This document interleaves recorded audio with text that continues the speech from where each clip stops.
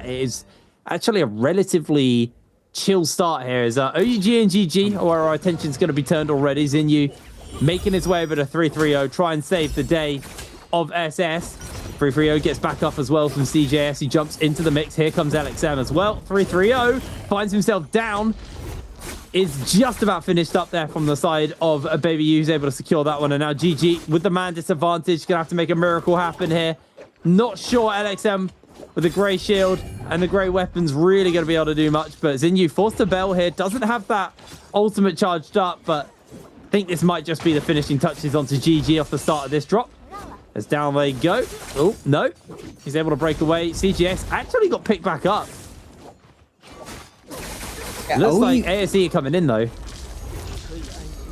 OUG has their old carry back. Baby U coming back home from Bauda. Doing some work right now. SS, one of the oldest IGLs next to TXJ in the league. But first, we're going to get ASE versus... It's looking like OUG's SS isn't going to get cleared up right now. The F2 nuking him in the corner and taking him down. ASC finding that nice third party, and this is gonna be naming the game every time we see these Viper compositions this year. They're trying to slow down the two composition. That's if they get to end game, if this cannonball, if this transformers gets to end game, it's not going to be good for them. So a lot of these Vipers will kind of give a head nod as they're passing the street. They'll look at each other and be like, yeah, let's get the transformers, yeah, and they will look for these nice timing attacks for these teams. Now, one of the good answers, though, to Viper is always going to be one of her hard counters. Now, Yushan used to be one of her big counters. We rarely see Yushan in this modern Naraka, but we do see that nice change Matari with her dashes, with her ult, refreshing all of her teammates.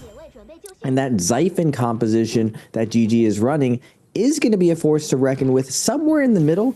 It is strong enough to contest a lot of the transformers, especially in the first Yang, just because all Viper needs is a purple weapon and purple armor, and she's going to do a lot of work, even though in the past couple patches, she has been tuned down. She used to do a lot more damage. It's just her kit has been so powerful, and all of these players have gotten way better. Zai is now such a monster when it comes to that crowd control. A lot of these players have figured out how to stagger and uppercut with her, and it's going to be a sight to see for this first Yang of the day. Yeah, it really is. But turning our attention now towards ASE and OUG getting themselves into a bit of a scrap. Miss getting himself in a bit of danger. The charm has connected onto some of the members. Baby U just being a complete menace here. In comes the stun. Gonna try and connect it on to Monk here. Xinyu's able to break line of sight. Looking for the grab onto ASE and missed. Caught out by the Kylin slash and then immediately grabbed out of it. They are able to make a bit of an escape. SS was a victim in the middle of that fight, and OUG now actually have to be careful because ASE are going to do the turnaround. Ultimate's timed out. SS down. ASE actually found their re-engage opportunity here. Played that really nicely. That yo-yo effect that we talk so much about as Zinyu goes down. That is how you play this comp. Really, really effective. Ping out, waste the ultimates, jump back in. And with that nice anti-heal from the Viper, Zipping ends up getting blown up. And this is one of the problems I've seen with this modern Transformers is how do you deal with Viper?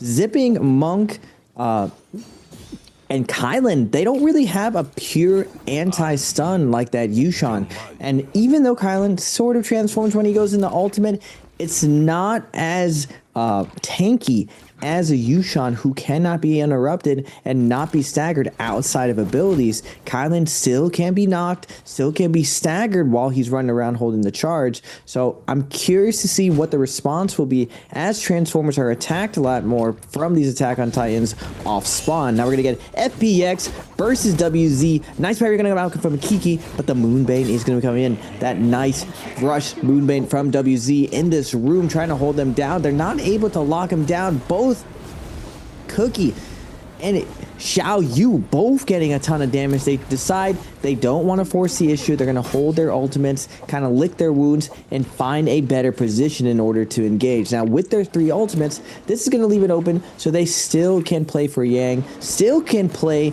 for Spirit Ball, but it looks like they're going to be wrapping around to see if they find anyone else or set up to buy those purple armors as the first Yang is coming down. A lot of the strategy off spawn, if you can't get a kill, play for money, play for some quests, and set up to buy those weapons to scale up your Transformers. This is where a team like Attack on Titan, that Viper is really the only character that benefits from getting a stronger weapon. Both Wu Chen and Tessa don't really scale up from a nice weapon, but almost every single Transformer, depending on the weapon rarity, their attack is going to be going up. And that's when the pressure starts really cranking up for all these Vipers to really make something happen before that critical mass starts happening across the map against all these Transformers. Yeah, absolutely. It's very much a scaling game right now. And everybody will be looking for those Yangs to spawn up in the next 2 minutes time. So get some action breaking out around there. But ASE, they're just not letting their foot off at all. They've got their revive still. They're feeling very comfortable. Mist with purple armor and a purple longsword. It's going to be outputting quite a lot of damage at this point. As already, you can see that Zhao Wen lost a fair amount of HP. Mist is just trying to find those vertical strikes with the longsword. Is going to be forced to throw the ultimate down onto JL. I think this may make the connection. They are able to cancel it out with One Fang's transform, but a couple of members were caught out, and now ASE can just play the exact same game they do versus Monk, ping out with the Wu Shen, and now JL have to chase and waste a bunch of this Monk timer, and ASE can then just come for the wraparound and jump them once the Monk has timed out. There it is. And they're playing this comp. I've never seen their team play this comp this well, actually. They're doing so well at just burning major ultimates and then just turning back around and jumping back in. Yeah, it's a lot of a cat and mouse game in this mid game, especially with all the Vipers running around. The name of the game is don't get your ults blown. Just unlike solos and trios, if you don't have your ultimate and you go into Yang, you don't have your ultimate. Now, Predoria does have a lot of Firefly chambers where you can recharge your ult. And on a nighttime day, there are a ton of Fireflies on our map, but on this daytime day, it's very important to be very, very calculated on how you rotate it around the map and try to avoid all the timings as you're going in. Speaking of timings, we got a Ballista situation with JL and ASE. ASE was able to track this Transformer down. JL, as they were trying to play for that Firefly to get their ults back to set up for Yang, no. They do get caught on the outside, and now JL's Cuckoo is trying to get away and survive, possibly being able to play a res, but he does get locked down by the zipping of JL. Cuckoo 2 locking him down and taking him out. ASE just on a roll right now on their Viper composition, starting out the day with a ton of momentum. They are playing this Monk comp, this blind date comp, sorry, so well. It's really fun to watch. I've been very critical of a lot of the teams playing this comp recently. I think they've all been a little bit, unfortunately, a little bit underwhelming, but it's nice to see that they've got a good grasp on, blow the ultimates, jump back in, take them out. It's really good to see. They're playing it incredibly well. As Roma Yangs now are going to be the attention. Looks like WZ have pulled GG inside there. Roma Yang. GG are going to be playing that Xiphon. I almost said Sand Siphon there. Xiphon comp. I can't see what WZ are playing actually right now, but I guess we'll find out momentarily. As 330 we have got our eye on them right now, just looking to try and line up those fan strikes. Not going to quite hit them. Cookie here, gone for the transform. Gone for the ultimate. Has got his dashes lined up. It's going to start to throw them down and play a little bit of interrupt onto GG, but that laser beam could be a bit of an issue for Cookie. His health bar is just being absolutely evaporated. Is able to get away to safety. A bit more beaming coming in, but GG's LXM going to open up with the dual swords. Cookie only has one dash left. He's caught in the knock-up by LXM. Nice little takedown. Not able to use that Kylan effectively at all, and GG now with a man advantage. Just going to be applying more pressure. Cannon shot to the face of LXM does come in, but that's going to be the end of Xiaoyu as they're taken down. GG should just be able to tidy up the last kill here. And Lue, I don't think they're going to be able to do too much. I say that. They were able to get one kill with the cannon shot, but the rest of GG, very tanky right now. Got full health. This got to be one hell of a 1v2 coming in from Lue. They got 58 seconds to buy before they all time out, and I don't think they're going to be able to do that. Scale rush from 330. Not even getting charged up. He's just letting this be a 1v1. As they're going to go finish up that GG. They're going to play with their food. Make sure that they have the Vermilion Bird's Might as late as possible. Meanwhile, ASE continuing to be a menace. Looking to catch on to the BBE members. I believe they've already been able to take out one. Devon being chased down here. And that should just be enough to finish up the kill onto Devon, as they are going to be absolutely slammed. ASE take the win. ASC already up to 8 kills, OA up to 6. The 3 teams losing Yang, Bauda, DRG, and WZ all at 4 kills. All of them with Cyrus. Cyrus not having a good time inside Yang. On the outside, though, FPX on that Transformers getting their win in. Now, are they going to be able to find some extra credit? It's always very nice to come out with that Vermilion's Bird and be able to transition and line up another kill. But ASC, speaking of another kills, they are going to find Baby U. He is going to pop that Kalen ult. Tesla ult is already on him. The stagger's going to be coming out. He's not able to do anything. Han and ASC is going to surround him and light him up with focus attacks. And OUG, unfortunately, is going to have a slow start to their day. But everyone else, there's still 22 people alive, 9 souls in, a lot of time to work with right now, 3 minutes, 20 seconds for this WZ team as they're shopping around, looking for an ideal third-party situation. Will they be able to find it? We are going to get FPX versus JL in a nice Transformer mirror matchup. Grab is going to be coming out onto one of the players of JL. Bong throwing his best to crowd control, grab someone else, but the Kylan ults are be coming out. FPX's Kiki has to be careful right now. He's gonna have to de-transform. Too much damage is coming in. Monk Fry strategy coming in disgustingly fast right now. One Fang is able to get a grab, keeping his health up, and now JL with a ton of momentum, juggling up. The FPX zipping, doing his best to stay alive right now, but the train is coming through from JL's Kylan, just coming through like a wrecking ball, lifting everyone up repeatedly. He has a little bit of seconds left, but FPX is able to weather out the storm, get to the second bout. The Dragon Slayer's gonna come up though. Kiki's going for a ride and now floating up. His teammates come in ready to peel, but Kiki now dragging 2 people away. Nice flank coming up from their support, trying to peel for them, and now JL has to be worried a little bit, but the Soblum is going to pick him up. They are going to start closing out this 3v2 situation with a double flank coming in, but Cuckoo is getting really low right now. Can FPX bring it back down to a 2v2? He's going to buy some time, peeling out to the back, and now both the Kylan and Monk are taking in charge, and Kiki is going to fall first. Can they get one fang? No, they cannot. The Soblum is going to come in clutch, and they are going to be able to clean it up in this awesome outside Transformer mirror. That was a really nice little fight there from them. JL getting their first 3 kills of the game, and GG, unfortunately, kind of wasting their Vermilion Bird's Might. Not really able to achieve too much off the back of it. WZ with that debuff on, Bowder with the debuff on as well. So both of these teams going to be fighting to stay in this game right now. There is also DRG sniffing around in the area. All 3 teams who have the Rumble Yang debuff actually are going to be fighting, so at least one of these teams is going to hopefully walk away A-OK. We'll have to see those. The zone's collapsing in. They're being forced to move. Cookie just being consistently harassed by that laser beam, though, from Zem.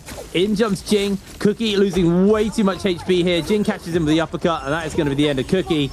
Down they go. ZZT in transformed...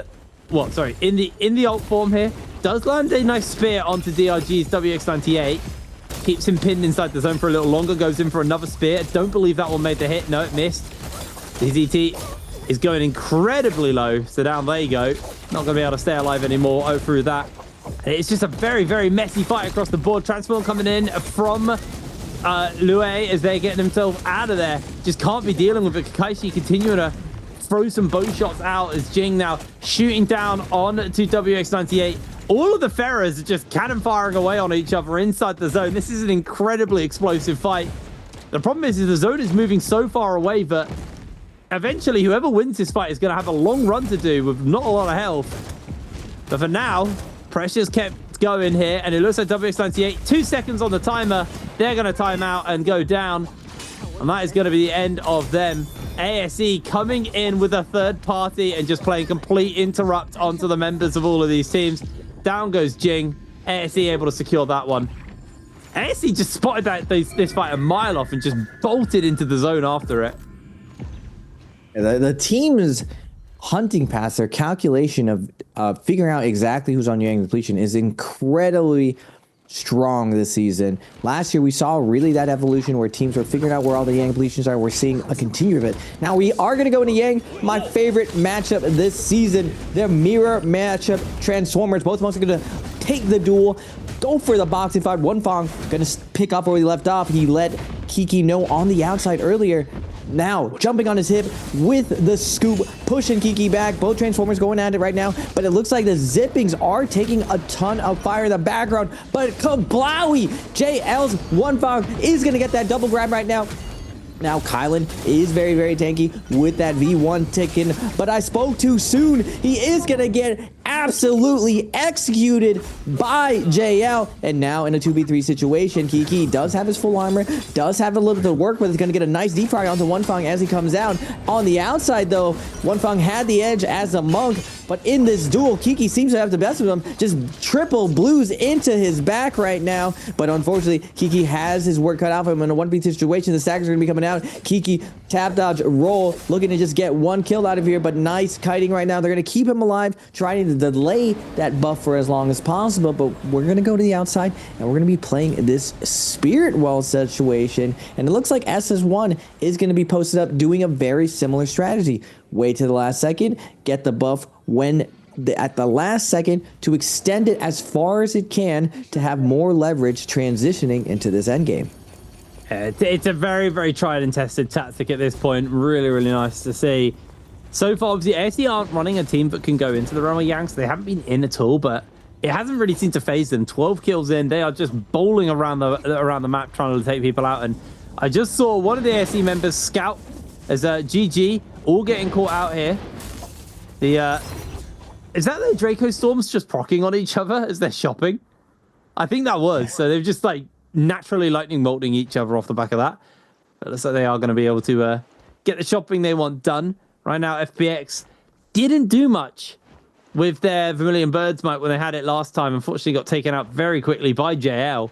Now, they've got the Realm of Yang debuff to cleanse, so find themselves a good spot where they can get that revive off. They are heading towards SS1, but SS1 will be picking up this this Soul Well, but I don't know what buff's inside it, so we'll have to see what they get out of it, but may hurt GG's chances a little bit more. Obviously, also SR, the other team who lost their Realm of Yang. 0 kills as well for them right now, so they are not sitting pretty on that front. Definitely want to get some kills on the board. Keep themselves going in this game. JL with the Draco Storm right now. Looking at the scoreboard, ASC having a massive first game at 12 kills, but GG, I've seen it time and time again. They come into endgame with 3 to 5 kills, and now this time 7, and they just scoop it up. They sweep everyone else up. Even though we're on JL right now, they do have the gold armor on their Kylan. They have a ton of loot. I've just seen this story so many times. The way you play these end games, the way you're able to maneuver and kind of use other teams against each other is a game of chess when a lot of teams play checkers, and GG are the chess masters when it comes to these end games. Now SR with 3 minutes left on their Yang depletions, finding an ideal situation, finding the FPX team. This Transformers are going to be flying in with the silence right now. Tesla's going to be coming out. Unfortunately, the Monk is going to get the ult. The V3 is going to come out trying to deny this Kylan from getting his ult, from getting his own mortality. But Kiki is going to get the double grab. Big damage going to be coming out. And now Kiki able to peel this execution from this Viper composition, but they did destroy the Kylan, and even though they're forced to port out, FPX is not able to rest due to the Yang depletion, not getting any soul blooms right now, so it's going to be on the back of Fuyon on the zipping and Kiki on the Monk in order to find it, but the D-Transform is going to be coming in, and now a third party, it looks like, on SR. ASC is here for the party. They're going to tidy this one up. ASC are making their way over. They can smell the blood in the water. The sharks are on the way. Kiki trying to evade away, as that is going to be a kill for the members of SR. But ASC now break it away. Do not want to be getting caught by that Valor ultimate, but they can now in turn fire out their own not Valor ultimate, but it doesn't matter, Viper ultimate. There we go. They just continue to chase up. SR caught by the double onto the charms. Everybody will get charmed up here. Mist, I believe, was able to tap free, and that should just be SR losing a player. ASE able to tidy them up as well, healing up a little bit and then jumping back in. Couple of cheeky kills there for ASE, making that up to 14 at this point. They're just so good at reading where these fights are and coming in and just scooping up a couple for themselves.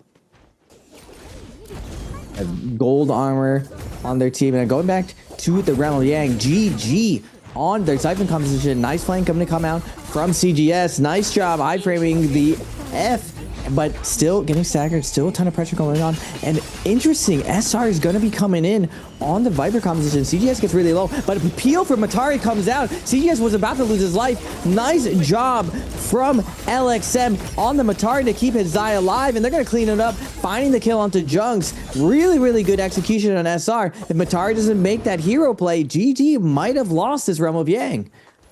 That was so clutch coming in from them. CGS was in incredibly dire straits, so was able to get saved out, like you said, by his Matari. As right now, they are potentially going to be found by DRG and JL are in the area. As we do see SR knocked out of the lobby. ASC, surprise, surprise, with the team to find the solo player and take them out. But Bane's Breath's going to come down in the middle of the map. Everybody's going to probably just look to back off, although there is a Soulwell here. But 330 immediately taking a charge from the Bane's Breath to the face. Just going to have to do a bit of healing. That's going to be CGS getting taken down by the Bane's Breath. This fight has gone so bad for GG. They've lost the player. They have to back off. JL can now heal up inside the zone. As long as they're dodging away on those breaths, they're going to be sitting pretty. Is anyone going to contest? ASC may think about it. If they see a Bane's Breath hit someone, they may just charge into it and see if they can try and take over. Almost about to tick over, though, so it's going to have to be now or never from ASC if they want to contest. Yeah, this is a really, really hard composition to contest right now. We've got the Moonbane on deck, and we had JL just dancing around this Moonbane. This is not their Moonbane. This is one of just this unlucky endgame Moonbanes. And Onefang barely dodging around that, skirting around. We are Moonbane surfing out here, ladies and gentlemen. JL, brave. They do have double gold armor, but on the outside, GG fighting ASC. ASC has been doing very, very well against all the teams. Now, GG have already lost their Zai right now, looking to actually lay a dent into one of these players. 330 on the Syra with the beams, trying to find that kill onto Xiaowen, but Xiaowen doing a good job of spacing it out. Nice shot from 330 to use his last bit of his ultimate to go into the sky, using that F to get a little bit distance, just out of distance of that scale rush. But ASC's miss on the Viper wants a piece of this right now. If he's able to close the distance, that F2 is going to do a ton of damage. But ASC looking to MVP this round, looking to close this out, doesn't want to overextend. They don't have ultimates, so they're going to slow it down, but they are going to see GG finding a kill onto Bauda. LXM coming in, but unfortunately, ASC is going to find him reaching for that kill, taking his hand out of the cookie jar. No, no, no, no, no. You take one cookie from us, you're going to pay for your life, and they do clean him up. Really, really nice coming in from them as ASC now chasing up. Han, being the scout for the team, you always see one of the ASC members just a little bit further ahead. Typically has been Han here on the Wushen. Does have the port, I guess, if they want to make a quick escape, but it's going to be GG actually engaging onto SS1, but 330, I mean, he's on his lonesome. Han's actually able to steal the kill away with the fan, denying that one as ASC just get themselves onto their 18th kill. Now, there's 16 players left in the lobby, 6 minutes left in the game. ASC could easily 20 bomb this. I'd be surprised if they don't get at least 20 kills here. And regardless of their standing, someone's going to have one hell of a game if they're going to try and take ASC out of first place. These guys have got so many points on the board. Have played a team which typically people put down as a kind of like a point saver team in the blind 8. And they've been able to play it so effectively as if it's like it's a primary comp for them. They're playing really, really clean on it. SS1 still in the lobby, but 0 kills under their belt. Came second on Thursday. So kind of, sorry, Sunday. Friday, get my days muddled up. It came second on Friday, so we want to see a little bit more from them right now. Not been able to really achieve much in this first game of the day. There's one thing, just trying to find a couple of cannon shots down. It's interesting to see that actually this is a relatively tame end circle. I think it's because there's quite a lot of people who have already been knocked out. So numbers are low, space is enough for people to kind of hide out on. Only 16 people left alive. ASC already up to 18 kills and 100 points. They've already qualified. Everything here is extra credit. Now, the teams do take a percentage going into finals, and we are going to see the first Spirit Well situation of the day. On the outside, though, Bauda's XEM is going to get caught out from ASC. ASC just finding all the stragglers on the edge right now, not playing for Spirit Well. They have such a large lead. They really just need to take no risks going into this end game, making sure that their Wu Chen port is on deck. A lot of these other teams, that double ult from Syra Zai, the double ult from Monk Kylan is very devastating. So as long as you space it out, stay on the edge, wait for them to commit each other, it's very easy for them to capitalize on this formula that it's working so well, coming in with a third party. Unfortunately for them, this is where Transformers shine. JL has that triple gold armor. They've already claimed the Spirit World, and they're doing a very, very wise move. Something they probably learned from TXJ, and they're just holding on to the Spirit World to the last moment to capitalize on this, but they can't wait so long. SS1 makes a big play right now. They're going to teleport their stun in. They're going to go for a kill onto the Kylan, and Kylan getting very, very low. He's able to survive right now. The greed of keeping the Spirit World has put them in a tough position, Hiprain. That's a really bad one for them. One Feng caught out by the charm as well. That's going to proc. ASE unable to really follow up and punish onto it. So JL were able to secure the Rema Yang, but haven't been able to really, not the Rema Yang, Spirit World, but haven't really been able to translate it into much more right now. But with that White Tigers under their belt, they are going to be sitting a little bit more comfortable. ASE being forced over to kind of scrap away with SS1. Everyone fighting for their position on the map, and that little Spirit World, that teleport in, definitely upset the apple cart a little bit. Everyone had kind of settled and was content with their zones until the zone moved. And then SS1 threw a wrench in the plans and kind of broke it out into chaos. It does now look like we have somewhat calmed off as teams have moved back over to their quarters. Mist just trying to find those bow shots here on the Viper, but not really able to make any land. Has got these scatter arrows, so will be a little bit easier to land those shots. JL, golden armor on everyone. Golden weapons as well across the board. These guys are very, very scary with their setup. White Tigers as well on the Monk comp, so if they can maybe get punished, there are plenty of Attack on Titan comps, so they could be shut down, but I feel like this is as good of a setup as you're going to be able to force yourself into getting. Everyone else is getting moved around those. The zone's closing in. Kakaishi trying to find some shots here from the cannon on the Farrier mech. Not really finding much damage sticking, although I say that Juan actually going incredibly low and jumping towards ASE is in jumps JL's Cuckoo, able to secure a kill.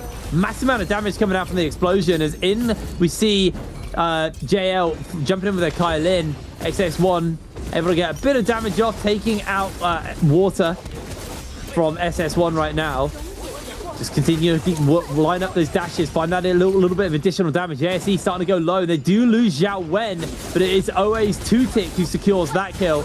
Now they're just putting more pressure down onto ASE members. Han has been battered into the zone. There's no way he makes it back in time. XX1's Yuo able to secure yet another kill for his team. And now One Feng going to transform. WX98 trying to see if he can find some lineup shots. Not able to do it. One Feng gets the double slam, clap off. PP goes down. And now looking for more grabs from One Feng. Q9 incredibly low. Very susceptible getting taken out by the JL members here. As JL starting to put some points back on the board. Starting to catch up on the standing. 11 kills in so far. Make that 12 as Kakaishi gets grabbed up. WX98 gets caught. There's the clap. There's going to be the kill. And that is JL going first in the lobby, but it'll be ASE who win the game. We'll have to see who gets the MVP right now. Nice cleanup by the Transformers. Now, GG did get to that end game, and Zai was not able to capitalize. GG's not able to navigate it perfectly. The Spirit Well and the War puzzle. I'm curious to see whether or not these cicadas can survive. Well, immediately we have a fight breaking out, and Zhao Wen going incredibly low. JL's One Feng able to finish him up nice and easy. Mist makes their way over, has the fan. Cuckoo's actually not got a weapon, as we do now see XX1 Yuo able to pick himself one up. Mist able to take out Cuckoo, now getting a little bit of extra damage down onto XX1. It is just Mist though versus everybody else. The rest of ASE taken out. JL able to get that kill off the bat, but now BBE coming in to see if they can tidy up JL. Roy Hihi Chasing forwards, can spot that Cuckoo was quite low and is now going to be looking for them. Cuckoo was able to get the pots off and the reset in, but Claw's making their way over, comes in with a Meteor Slam, totally whiffs it, hits nothing. XX1 UO able to jump away. They've got the Bane's Breath now in their favor. This is about to get messy for BBE. JL hot dropping onto just a completely clean play. Forcing away, getting the reset. BBE sent with their tail between their legs. Yeah, BB they don't want to give up their loot. They're not going to give up easy kills. Moonbane is going to come down. Nice spacing out by them. On the leaderboard, though, FPX is going to win their off spawn on their Siphon, but JL wants the smoke. They want to keep contesting, even though they're not going to get the value off this Moonbane. They have the momentum, but boy, he with the big parry right now. JL on the back foot, but the V1 is going to be coming down. BBE desperately trying to back off, trying to get away, but the Zai is going to get hit. Nice parry going to come from boy he preventing the burst right now, but Cuckoo is going to fall. XX1 UO will fall as well, and BBE turns it around. Initially their Moonbane, but reverse Uno brings it back, and now JL's Wonfang is on the run. This might be the best performance BB have put in all season, to be honest with you. That is absolutely clean. They do get hit by the Bane's Breath, all three of them. Bounce by it as well. But Bane's Breath's going to tidy up. BB able to get Devon back up and then heal. But they do not have long, because whenever a Bane's Breath is placed on the map, it is a dinner bell that is rung for the rest of the lobby. OUG comes sniffing around to see if they can find a team who are maybe low on ultimates, low on health that they can tidy up. Unable to find it. So they are just going to back away. And Xinyu, able to solve the puzzle. Typically, OUG do that. They just bolt to the puzzle immediately. Have got themselves the Golden Jewel Halberds. So Xinyu's going to be doing some serious damage right now on this Syra. So everyone's going to be quite scared of him. Xinyu just having to continue to look around and see if anybody's left over after that Bane's Breath. Looks like the answer is no, though. At GG doing what they do normally, cleaning up the north and then rotating top left, slurping up all the loot. Now we're gonna get BBE versus,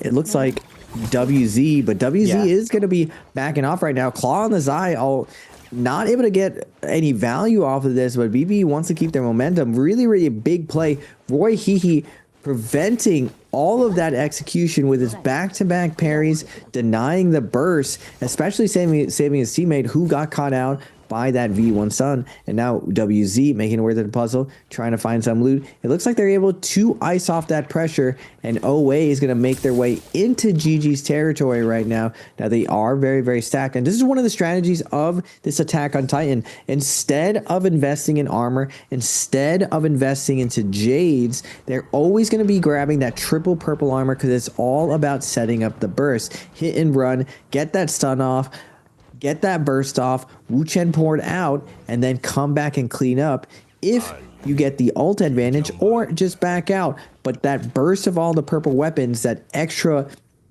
money savings, knowing that you don't really have to sit and tank, is very valuable. And you see the most veteran Viper teams all do this. They all buy that purple armor, and they set up for those burst situations.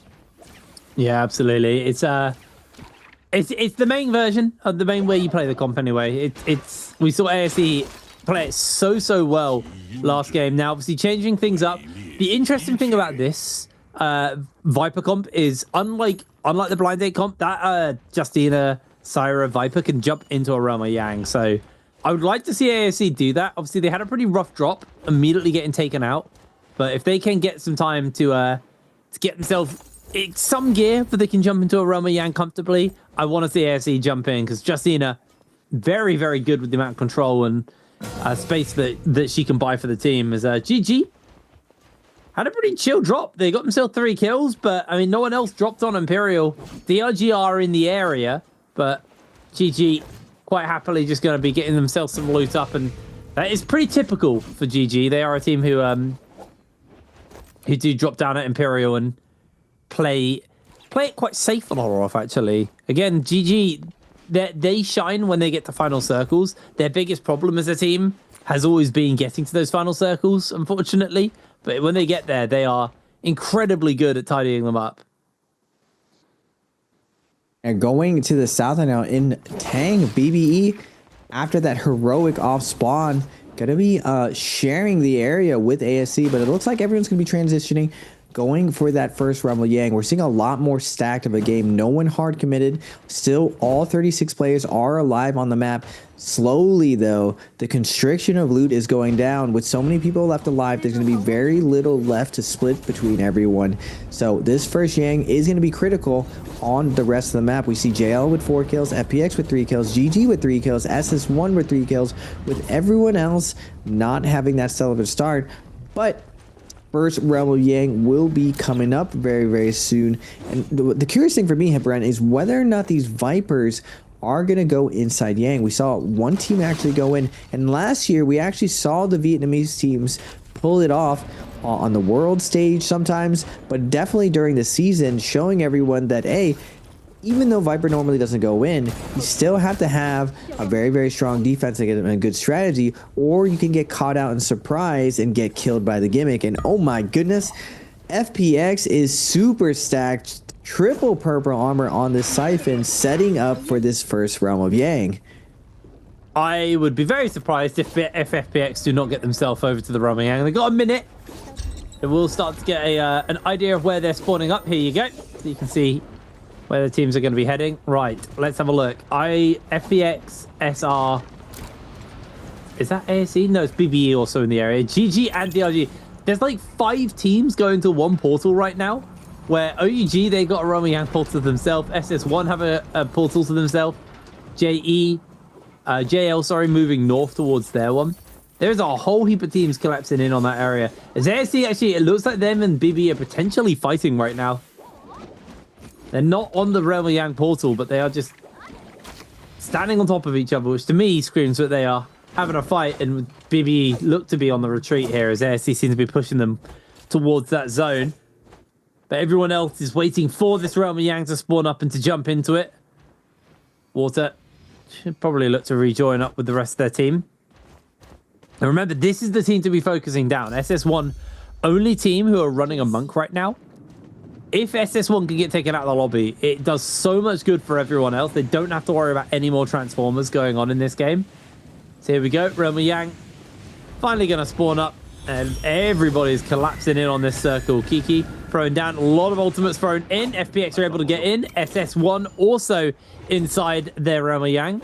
Be interested to see what other teams get in. So SR, Bowder, SS1, FPX, OUG, BBE. So ASE were unable to jump into this Realm of Yang. There's just a lot of teams in one portal, all looking to jump up. But here we go. Water immediately finds himself caught out by the grapple. Going to look for the transform and see if he can get some work done off the back of that one. Sandstorm breaks out immediately. We'll play a bit of an interrupt here. Juan gets caught out by the Sandstorm himself in the middle as Fu Yan goes in for the transform. Water tries to reposition around, unable to find that opening though. Looking for the grabs, but the laser beams from FPX starting to just really stack up for them, and this transform hasn't really been able to achieve much here for Water. He's desperate for those grabs, but FPX are able to evade and dodge away. Finally, they catch onto Kiki. They get the smackdown onto him, take a fair chunk of his HP, but now with the Monk D transform, FPX are free to play this one. Kiki, through Ren shoves, lined up and ready to go. He's looking for Water with them. Water just trying to play the evasion game, caught out by the through Ren shove, loses all of his armor immediately. There's another free range shove out from Kiki as he's going to get himself caught out briefly, but he's able to make the escape here to safety. Water goes down, and with that, FPX had the man advantage, and SS1 starting to bleed out. Juan desperately trying to make an escape, but 1 versus 4. FPX can play with their food, time this as late as possible as they win the Realm of Yang. FPX plays that perfectly. They end up delaying their Takeda ult and using that Temi ult to buy time while the Monk is ulted. But first, we're going to talk about JL with this V1 stagger coming out, looking for the stun. Unfortunately, JL's burst gets broken up by that Tesla, and now Viper in a top position if he blew her V1, and now ASC is going to be coming out with this rushdown variation. Justina Dash is coming out, but they are not able to get the stun either, and now GG's Alex M is going to get parried by Xiaowin on the Justina, able to close the distance, not get a ton of value from that ultimate, but get the value from the spacing, from the dash, from the speed and violence it's able to produce, and ASC is going to keep up this momentum, this aggression they had through that early and mid game. And I would say this Justina Viper Syra definitely fits them. They love coming in and really wasting no time finding these third parties where they're willing to invest a ton of their ultimates to kill quickly. Time to kill is just as important as durability, but in the beginning, time to kill means a lot more. Later on, though, durability ends up paying off for these endgames. Now, I was saying earlier, all 36 players were still alive, and now 6 players are eliminated. We are down to this last 30, and Yang depletion situations running around as these teams desperately try to find a fair fight in order to cure their Yang depletion. We still got a couple skirmishes left before we get to the second realm of Yang. Yeah, it's a lot to play for off the back of that one. BBE, SR, and SS1, all with those Realm of Yang debuffs on them. Looking to revive. Right now we are following BBE, who 3 kills in. Honestly, it's been one of their better performances. I know that's almost sounds a little bad to say, but they have actually been... They've been having a pretty rough go of it for the last 3 weeks. So looking to see if they can... have a better game and start to catch up a little bit on the scoreboards. Right now, though, we're having our mandatory Vermilion Birds Might team fight as Bowder and FPX, both with the Vermilion Birds Might going toe-to-toe, although only a minute left for Bowder, so they need to make this fight happen fairly quickly, or they could actually lose players off the back of it. FPX got a little bit more time, but actually it's only a second more. This fight needs to be tied up fairly quickly here. OUG pushing up as well to see if they can find a little bit more damage onto those members. SS1 also jumping into the mix. This could get dicey for SS1 though, as they could find themselves in some serious danger. Zinyu able to break away for a second as they've got Juan with his ultimate timing up, getting some dashes down, just playing interrupt onto FBX, able to take out one member, but DRG also sliding in to see if they can find a little bit more. SS1's Water gone in for the transform, but there's so many teams fighting on the ice.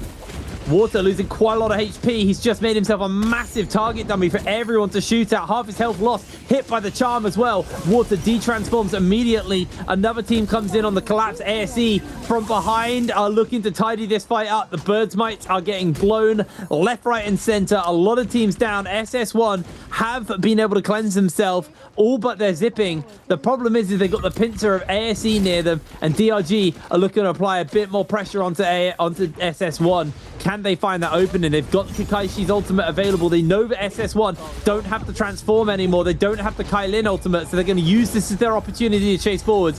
Juan caught by the charm, caught by the stun as well. He's actually not going to break the stun, but the charm is going to connect any second now. He's immediately just going to get absolutely obliterated by DRG. Down he goes. A member down for them as DRG are able to find the kill. They get hit by a charm though as JL have slid in, and they're now looking to play tidy up onto this fight. Quick ping out from DRG, pick Donkey 9 up, and they got to move real fast or they're going to find themselves in danger.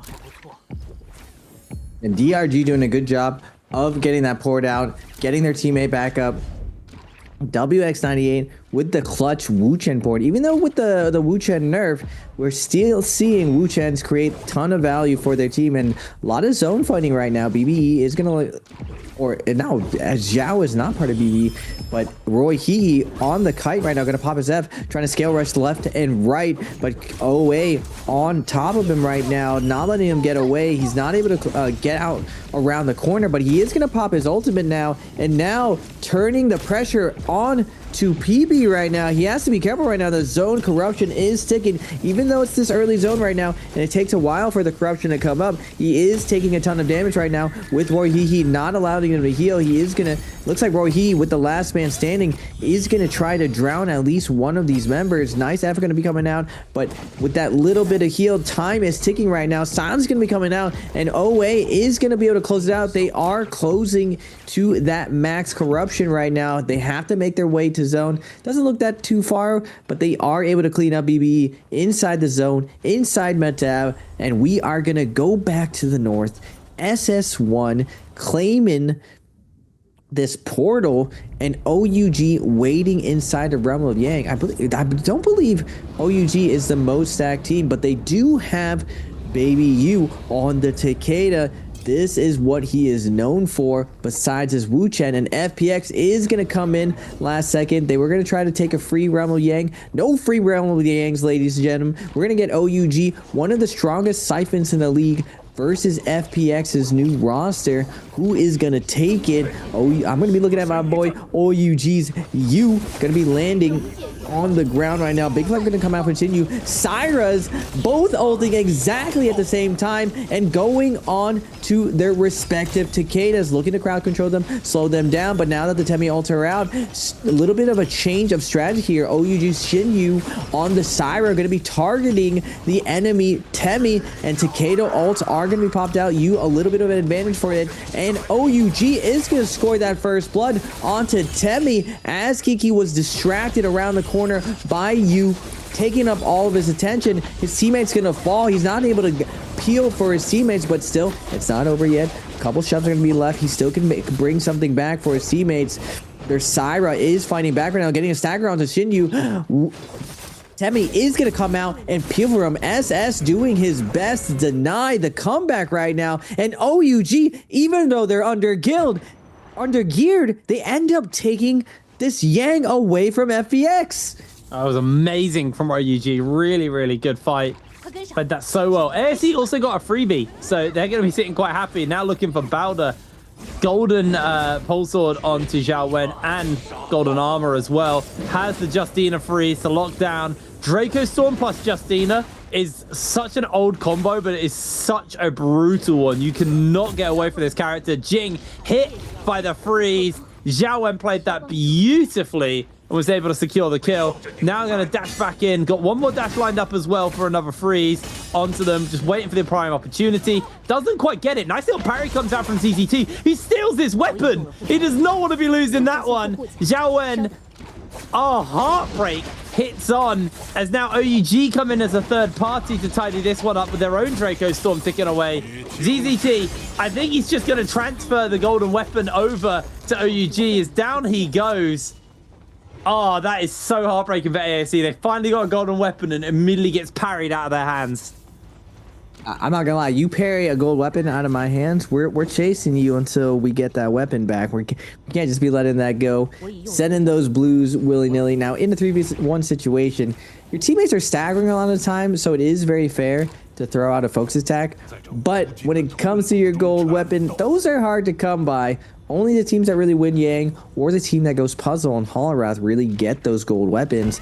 And we're still seeing ASC keeping up that aggression, setting up for this endgame. Can they capitalize on it like they did last game? Now, they had a lot more momentum last game. I'm curious to see how Syra, Justina, Zipping, or Syra, Justina, Viper does in these end games. You don't have Wuchen for the heals and walls, so you can get poked out very easily. Now, FPX on their Siphon right now. This is what's dangerous about Siphon. Its all-in potential is absolutely devastating. You can't really get away once that Temi ult's going to come down, especially with the Cicadas, but good job from OA. They are threatening this no ult position, so you can't really open onto them just willy-nilly, and it looks like they really don't want to fight the situation.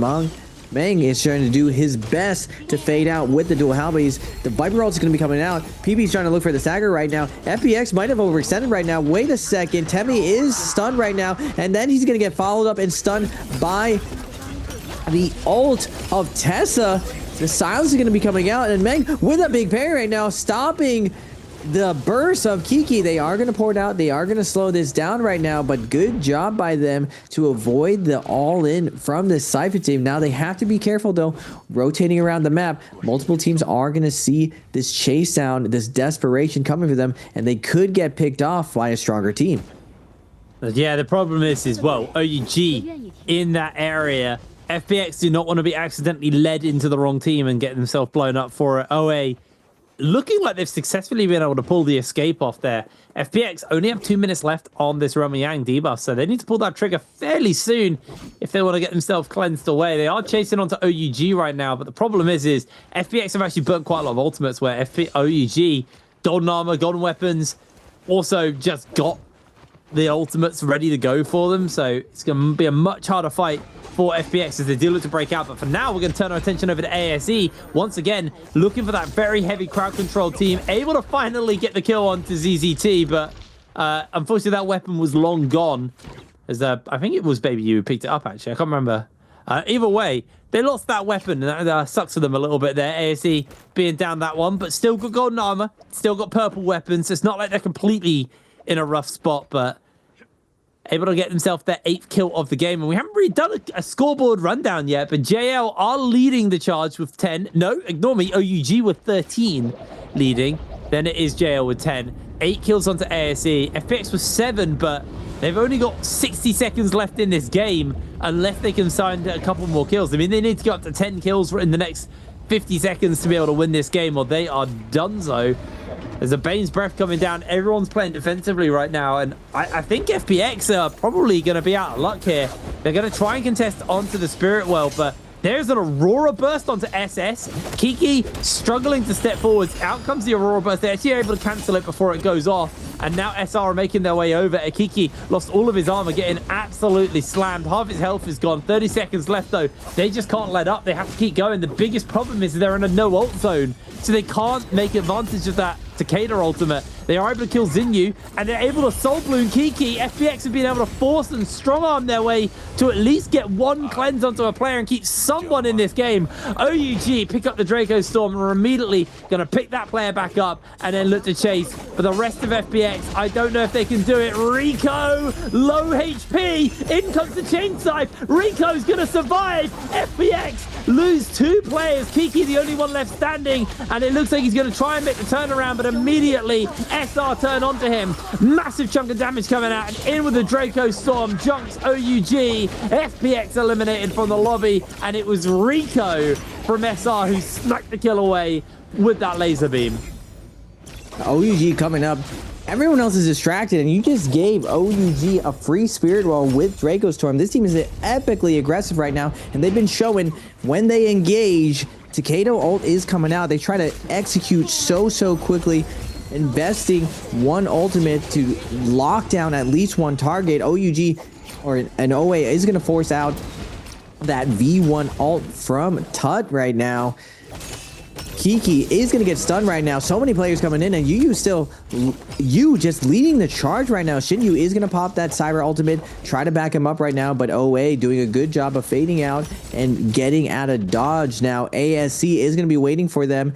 OUG has to debate right now. Do we fall back and find another kill, or do we keep up this pressure? 1 minute on their Draco Storm.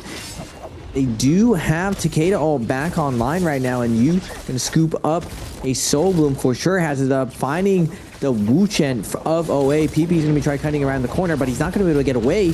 The stagger from this Draco is doing work for them, setting them up perfectly, and now a V1 is going to slow OUG down, but going into Xiaowen, he's looking for kills right now. Both these teams are very stacked, but it's like I thought. Viper is going to fall. No support going to be going through her, but OUG is going to keep this momentum going. 30 seconds left on this Draco Storm. It seems like it's lasting eternity, and OUG is just forcing every single Wu Chen to pour it out the second they show up. Really nice. OUG unable to kind of translate this Draco Storm into anything yet, but chasing onto a couple of members. No escape for DRG's WX98. They're taken down, and Baby U doesn't want to really give up anymore. Ultimate has now timed out for them, but SS1 somehow made it to the lobby. The only monk comp in the lobby got focused out a little bit early, and then no one really did a good job of kind of putting the final punch down. So SS1 5 kills in. This monk comp could be a problem, although looking at this final circle, I don't know if I'd want to be playing monk here right now. It seems like there's quite a lot of verticality to hide away and lots of terrain to avoid him. OUG gonna make their way over once again, recognizing that there is going to be a soul well here. They pop the no ult zone because they have this Aurora Burst. They feel comfortable using Aurora Burst alone just to control this soul well. Looks like no one else is even going to bother contesting them. I say that, and immediately we do see ASE try to jump in. But again, a lot of these teams are very reliant on their ultimates.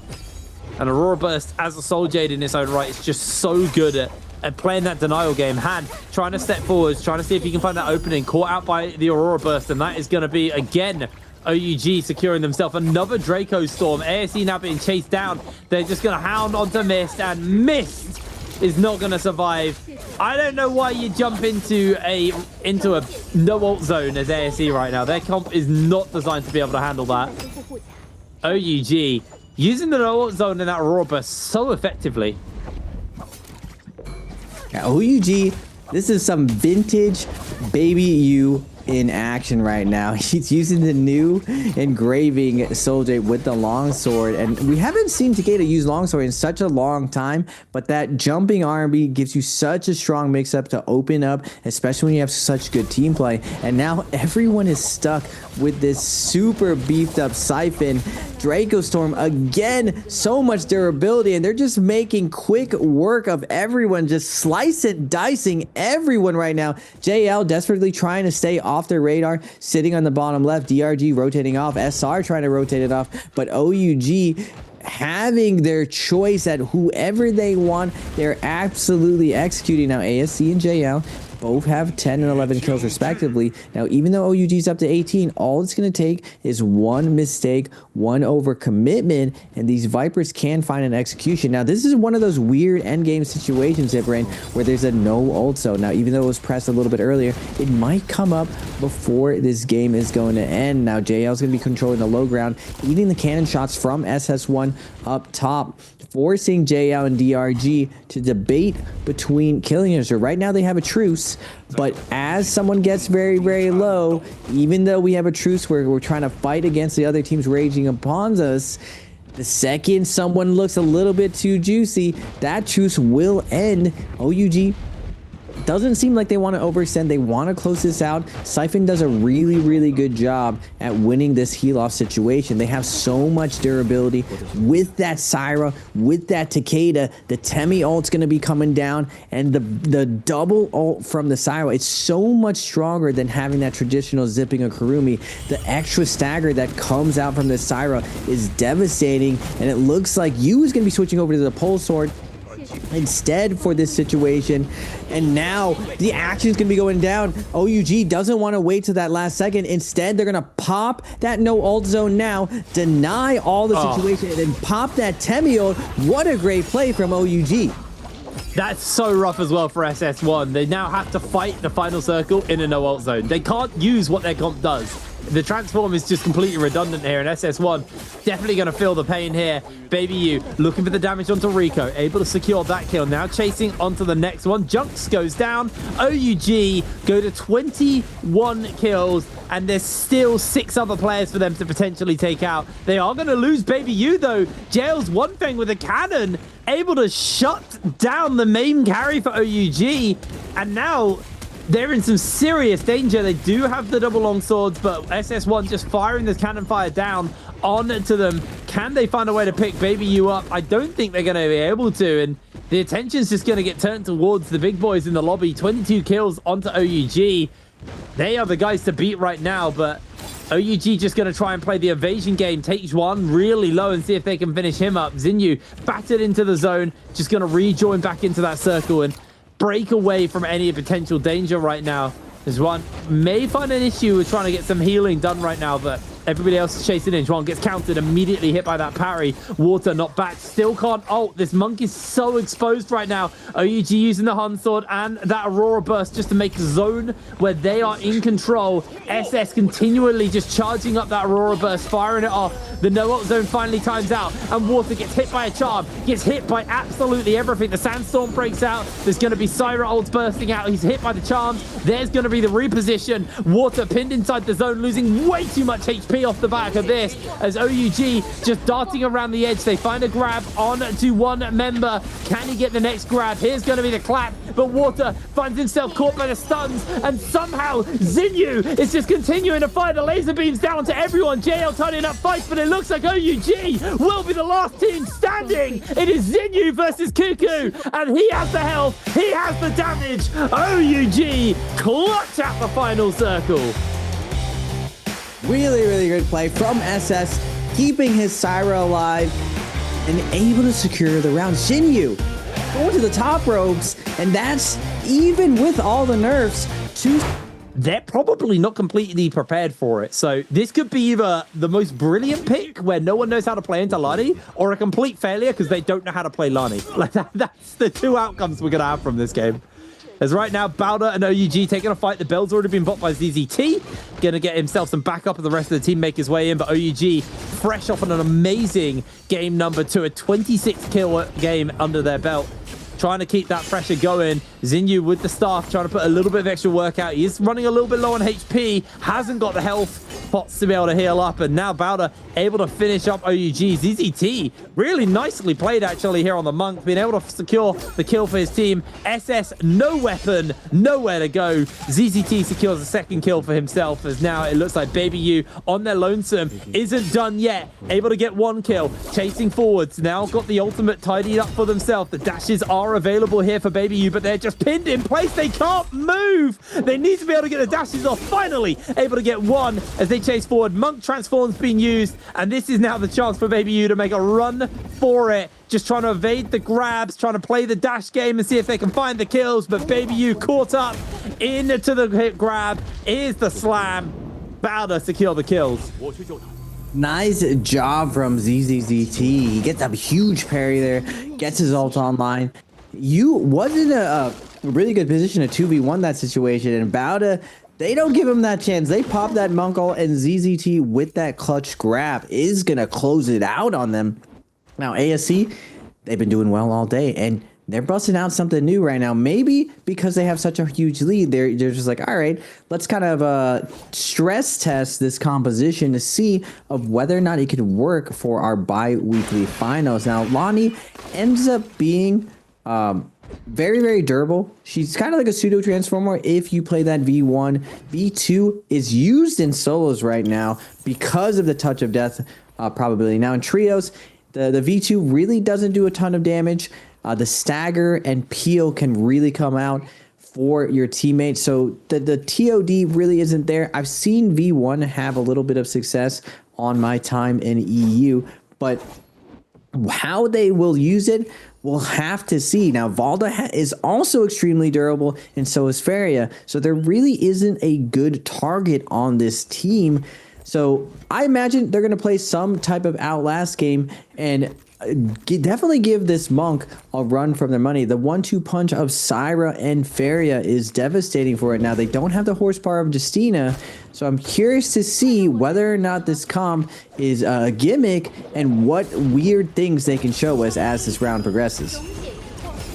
Well, it looks like SR now chasing forwards, looking for the Meteor Slam here. Not going to be able to make that connection, but the laser beam's coming in from Rico on to the members of DRG. Junks trying to make a break away from it. The Sandstorm has bought a bit of space. Kakaishi now laser beaming down as well.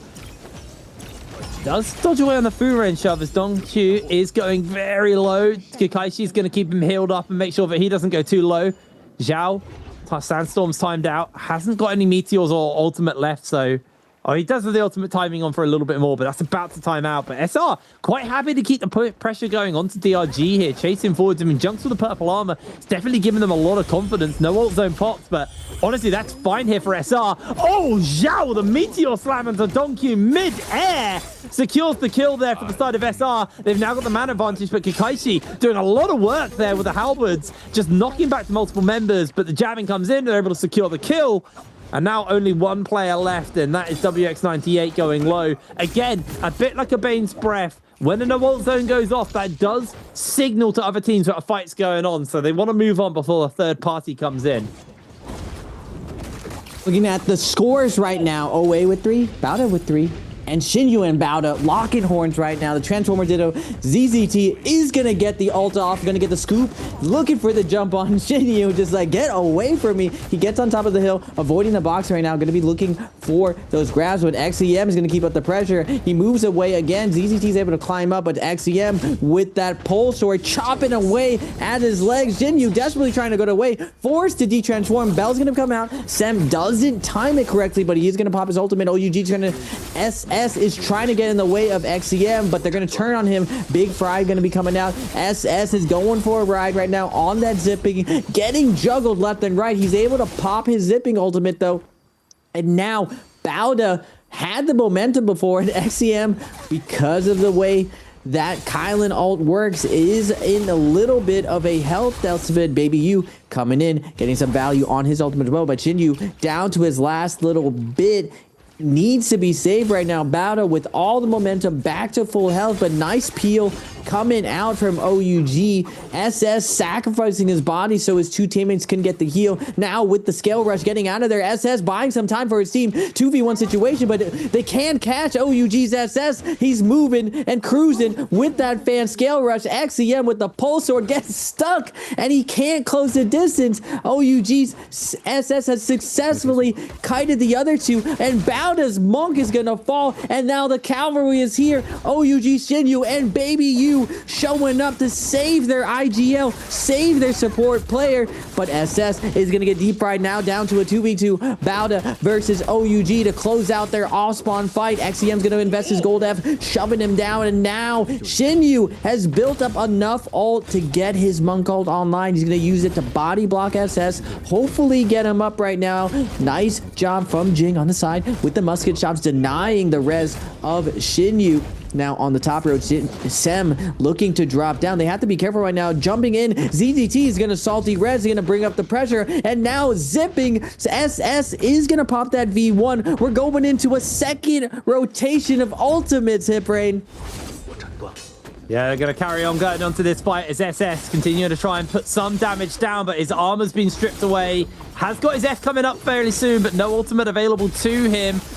OUG in some serious danger as Baby U finds himself pinned in place. He's trying to make the escape, but the Kylin sticking force is too much. They do come in and actually save Baby U here. Nice little healing has come in, kept him going. He has his own ultimate up. A couple of charges available left onto Zem as Baby U got his charges lined up. Can he find that damage? Is able to get one interrupt, one dash through. Can he find another? Yes, he can. OUG have actually been able to find the turnaround here in this fight. Jing going incredibly low, able to secure the kill onto him as now OUG continue to fire away. They are just going to make a breakaway for a second and try and isolate the members of Bowder away. Bell used by ZZT, but I don't think he is going to be able to survive for much longer. Down he goes. Zen will be next up on the board, and it has been a blood-thirsty game here from our teams. Really, really explosive start to Holler off.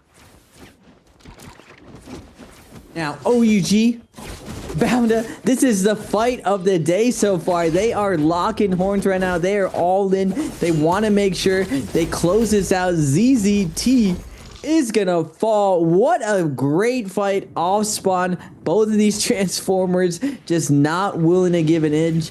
Now OUG has to be careful right now. ASC is rolling through, trying to make their way to this Rumble Yang. Now the tough part of all-inning each other, they do get 5 kills, but they're not going to be able to go into this first Rumble Yang and get that nice scale up. Unfortunately for ASC, they're running to the super juiced up team of OA triple purple armor, but we are going to get to see this Lonnie in trios. Hiprain Miss is going to take to the sky. Who is going to be the target? Going for the grapple. Diving in right now, looking for the flank. He's going to slam into the ground, grapple back up, set up the scale rush, trying to, it looks like, go on to Tud right now. Nice parry's going to be coming out, setting really up for the stone form, fading through, missed on the Lonnie. Is going to be popping up the volleyball, getting the knocked up, getting up the stagger, and now the Valda ult is going to come out as well with the stagger. Wait a minute, my man can't move, my man can't breathe. He's just getting juggled right now from Valda ult into Lonnie ult over and over. He does manage to pick up his Kylan ult. He's safe for a little bit and now missed in a tough position. Nice peel coming out from the Valda, able to hit him with one of these spears, slow down that pressure, but ASC now in trouble. Transformer is out. Monk is out. They are able to dodge left and right. I spoke a little bit too soon. Miss is going to get scooped up. Triple charge is going to come in out. Nice shot from Miss. Does get the F. Gets out of there. Dodging left and right. Surrounded. Fighting his way out of here. Looks for the parry, but the overworld's going to come through. Nice flank coming out with the blistering. Able to peel him out of that situation. Meng rolls up to his face. Hits him with the parry. ASC is doing so well versus this stacked up team. The teamwork, the peel, the backup is coming out. And they're going to make this Lonnie composition work, Hiprain. I love it, Lonnie. ASC, this comp is nice. There's so much crowd control with the spears, with the football. There was just so much in their favor. They played that very, very well. Really, really nicely navigated from them. And it looked like it was getting a little dire there, but they still were able to find that turnaround. Missed with a huge parry at the beginning of the fight as well. Just going to be swapping some gear around now and looking to go and find that Vermilion Birds might fight. ASE have been having such a good day today, but they haven't been able to put that final mark on a game. Let's see if this is the game where they're able to do that. Bowder, very low geared right now, is somehow going to get a Spirit Oil for free. No one's going to try and contest them on that one, which is nice for them because grey armor, grey weapons onto Bowder there to get a Draco Storm off the back of that one. Nice little steal there from Bowder. Nobody contests them. Now we got BBE, OA, and FPX running around the map with that Remo Yang debuff on them, looking to get themselves all cleansed up. Yeah, SS1 making their way, trying to loot up these nice little stashes right now, super stacked up, and ASE is going to pop out.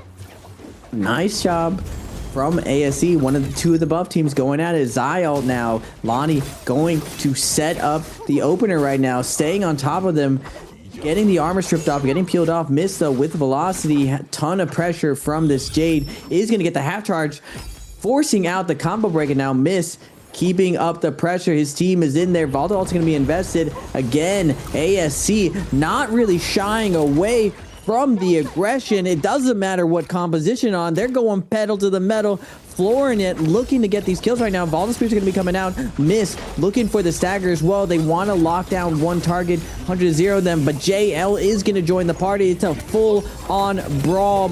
Three teams just duking it out. JL's Zai is going to turn it around and absolutely melt Talani. Absolutely, the fight's still continuing though. A whole bunch of people in the area, massive teams. 08 just going to go try and get themselves some healing off, get some armor back. You're seeing Mex timing out, and now in jump other teams. Water losing a lot of HP. He's immediately taken out. Does have the Bird's Might though, so he's going to be sitting pretty as OA looking to try and get these cleanses off. Tutik is just being melted though. I don't think he's going to get the healing out in time. Has to throw the ultimate just to get some survivability. Lots of dash targets. OA's Tutik able to get himself the healing in from those dashes, but hasn't picked up a Soul Bloom yet. Just getting as much work done as possible. Tutik make an escape for it. And ultimately, OA only cleanse, actually they only cleanse one player for themselves, and that is Tutik, but everybody else still got the debuff on. That is going to really sting for OA. Your Zip, your Monk, both without any ability to, well, stay in this game for much longer, as BBE sliding in a little bit late to the fight, also with those debuffs on, and now pushing up onto the OA members. OA have used a lot of their ultimates here, where Claw has still got his. There's going to be PP's ultimate. Claw's going to answer in kind, though. Two monks to transform, looking for the knockbacks onto each other. Can they find the grabs? There's one onto NNE from PP. He's going to separate him from the rest of the team, but BBE hot on the heels. PP losing way too much health. He's such a big target, and everybody is just shooting at the monk right now. PP's going to immediately get jumped onto. Roy He's trying to put the damage down as PP taken down. Claw finds the grab and the slam onto Jumps, but now Claw has to de-transform himself. His armor's too low as he's taken down. SR with a third party, with a fourth party. There's just too many teams in the fight. It is an absolute mosh pit of a fight between our teams here. SR trying to find the extra bits of damage as Roy taken down. BBE losing two players as now only one. Their Karumi is standing. No, I say that. Karumi goes down and BBE are eliminated. That was such a bloodbath, Raven. Yeah, all the Yang depletion teams just end up piling in. Just one party, two party, third party, fourth party, fifth party. We just have a festival going off in the middle of Morris, just south of Celestra. Now, JLOUG end up being the victors out of this situation. Now, looking at the overall leaderboard, there's still a little bit of cans, a little bit of poke. Every team trying to build up their ultimate for this second round with Yang. But SR up to 10 kills. SS1 up 5. FPX at 4, JL at 7, OUG at 5, and OA at 5. All these teams coming out on top. I spoke a little bit too soon. OA is going to lose their zipping to OUG. And now second realm of Yang. I was hoping to see a couple of Transformer matchups just to have some nice examples of what the pros are thinking. moving forward, how to play this. Now looking at the Jades, interesting that Matari is going to be running some attack. Now there isn't a lot of Jades. Unlike a normal rank in Immortal War, a lot of the loot is, I'd say it's like half as good as ranked, especially when it comes to these Jades. So let's see what matchup we are going to get. We are going to get Bauda versus SR. SR on the Xiphon, and I believe Bauda, can't really see. It is the Monk. This is the matchup I did want to see right now. What's going to be the opener? SR's Rico. They're not going to take to the skies right now. Going to make their way slowly in on the Syra, looking for the flank. It looks like Bauda's going to open up with that Monk ult. Rico's going to find the zipping. Going to get the cross with a nice focus attack. Nice little bit of momentum, stripping the zipping of armor. She's able to retreat back to the safety of her Monk. ZZT has been absolutely phenomenal with the grabs today. Jumping in right now, looking for the grab.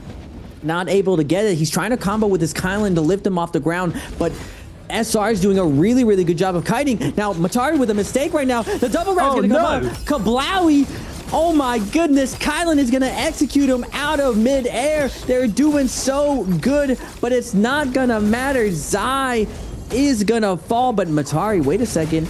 The Syra ult is out with Zai. Can Zhao bring this back? Nice lift off into the ground. ZZT going to come over, try to help his teammate right now, but XEM is going to make his way out of here. Can they lock on to this zipping right now? XEM doesn't want to go out and heal. He's going to continue to help Jing, but Rico is going to find the kill. 2v2 situation now. XEM down to 1 HP though. Zhao on the Zai, reversing this, and now ZZT in an awful situation. They were winning this up 3v2, 2v1 situation, and the parry's gonna come out, and on the back of Zhao's delayed Zai ult, they're gonna take them down. Meanwhile, ASE down 2 players. OUG got the man advantage, so I think Han is going down in the middle of this. But man, we've had so many amazing, absolutely amazing fights today. It's been really, really interesting to see how these players are able to handle that. Realm Yang had no business going in SR's favor, but they found the turnaround. They shut the Monk comp down. I thought they were too slow on their ultimates, but no, they timed it perfectly. And now that does mean that they have that advantage. They got themselves cleansed up and really, really clean. We're actually going to see a replay from SS1's perspective. So this was their Realm Yang taking on, was it JL? Yeah, JL they're taking on over here. Again, what we see is a lot of these Syras waiting for the perfect opportunity to use that Syra ultimate, waiting until things get a little bit dicey. Water taking himself laser beams and then forced to kind of throw down his own ultimate and catch on. But at this point, Cuckoo already used a fair chunk of his ultimate uppers. They're just able to easily and quite cleanly tidy up the members of JL off the back of that. Really, really clean gameplay coming in from SS1 here. They didn't have to worry about losing a member. They had complete control. The Dazzles were coming in onto Cuckoo, just keeping them CC'd into Chain Scythe. And then played with their food a little bit because they had the 3-man to work with. So played with their food, made sure that they can get that kill as late into the Realm Yang as possible and keep their Draco Storm as late into the game as possible, which is very typical tactics. If you get an early kill onto some of the enemy team, make sure that you control how long you keep your buff for. SR right now, though, off the back of a very, very clean Realm Yang, are just doing themselves a little bit of missions to put some gold together, put some Dark Tide coins together so they can get some better gear, get themselves completely situated and set up for that final circle. As our Monk comps in these lobbies are somewhat starting to struggle now, so gonna be interesting to see how they are able to bounce back. Because right now it's just a little bit of looting, a little bit of making sure that they can see where the other teams are and look for those fights. As it looks like JL have revived. Bauda going to go for their own revives here and look to run them down. JL will spot the revives coming in. And I think we're immediately going to open up with our 2 Realm Yang teams going toe-to-toe. The big question is, are we going to see anybody go for a fight versus them?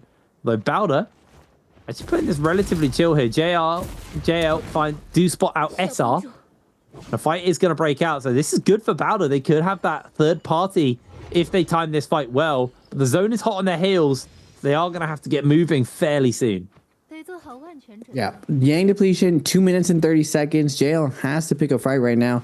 Now, ideally, you want to check people's health by that target lock. And it's surprising to me, 2 minutes and 30 seconds. We're starting to hit the threshold. Around that 2 minute mark, it gets a little bit uncomfortable to find that kill. Now, good thing for JL. It looks like they really want to find a third-party situation. They don't want to do all the heavy lifting. They see OUG engaging onto Bowder right now. And now Cuckoo, they realize 2 minutes left. It doesn't matter anymore. We kind of have to find a fight right now. Irradition is going to be flying out. RMB just doing tons of damage. And XEM on the Kylan just forced to immediately retreat, forcing out the zipping hold, and one farm is going to get grabbed right now. ZZT is on fire today with the grabs, and the follow-up, the slam comes down, and the double charge from Kylan decapitates one farm.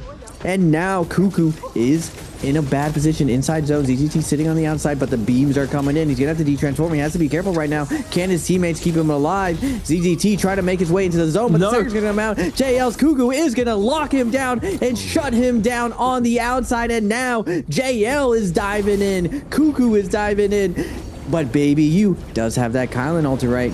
It's so oppressive. That dash ends up bringing so much stagger, just like a Takeda ult. The double charge are coming in, setting his teammates up for the focus attack, and Cuckoo is gonna fall. OUG does a wonderful job of picking off the Yang depletion teams on the outside.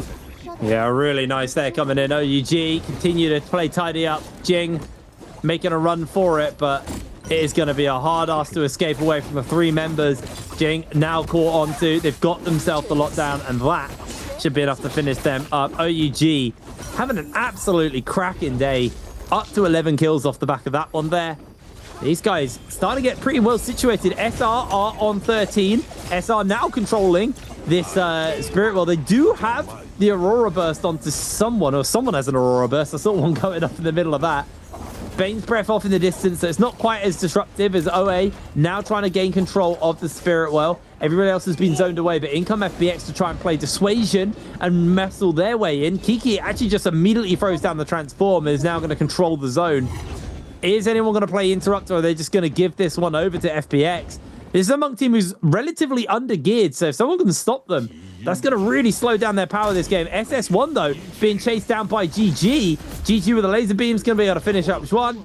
Easy little pickup onto them. FBX were able to secure the Draco Storm as SS1 down a player being chased down, but FBX now chasing their way forwards. ZGE's got his dashes lined up, and there is just a cluster of players down here.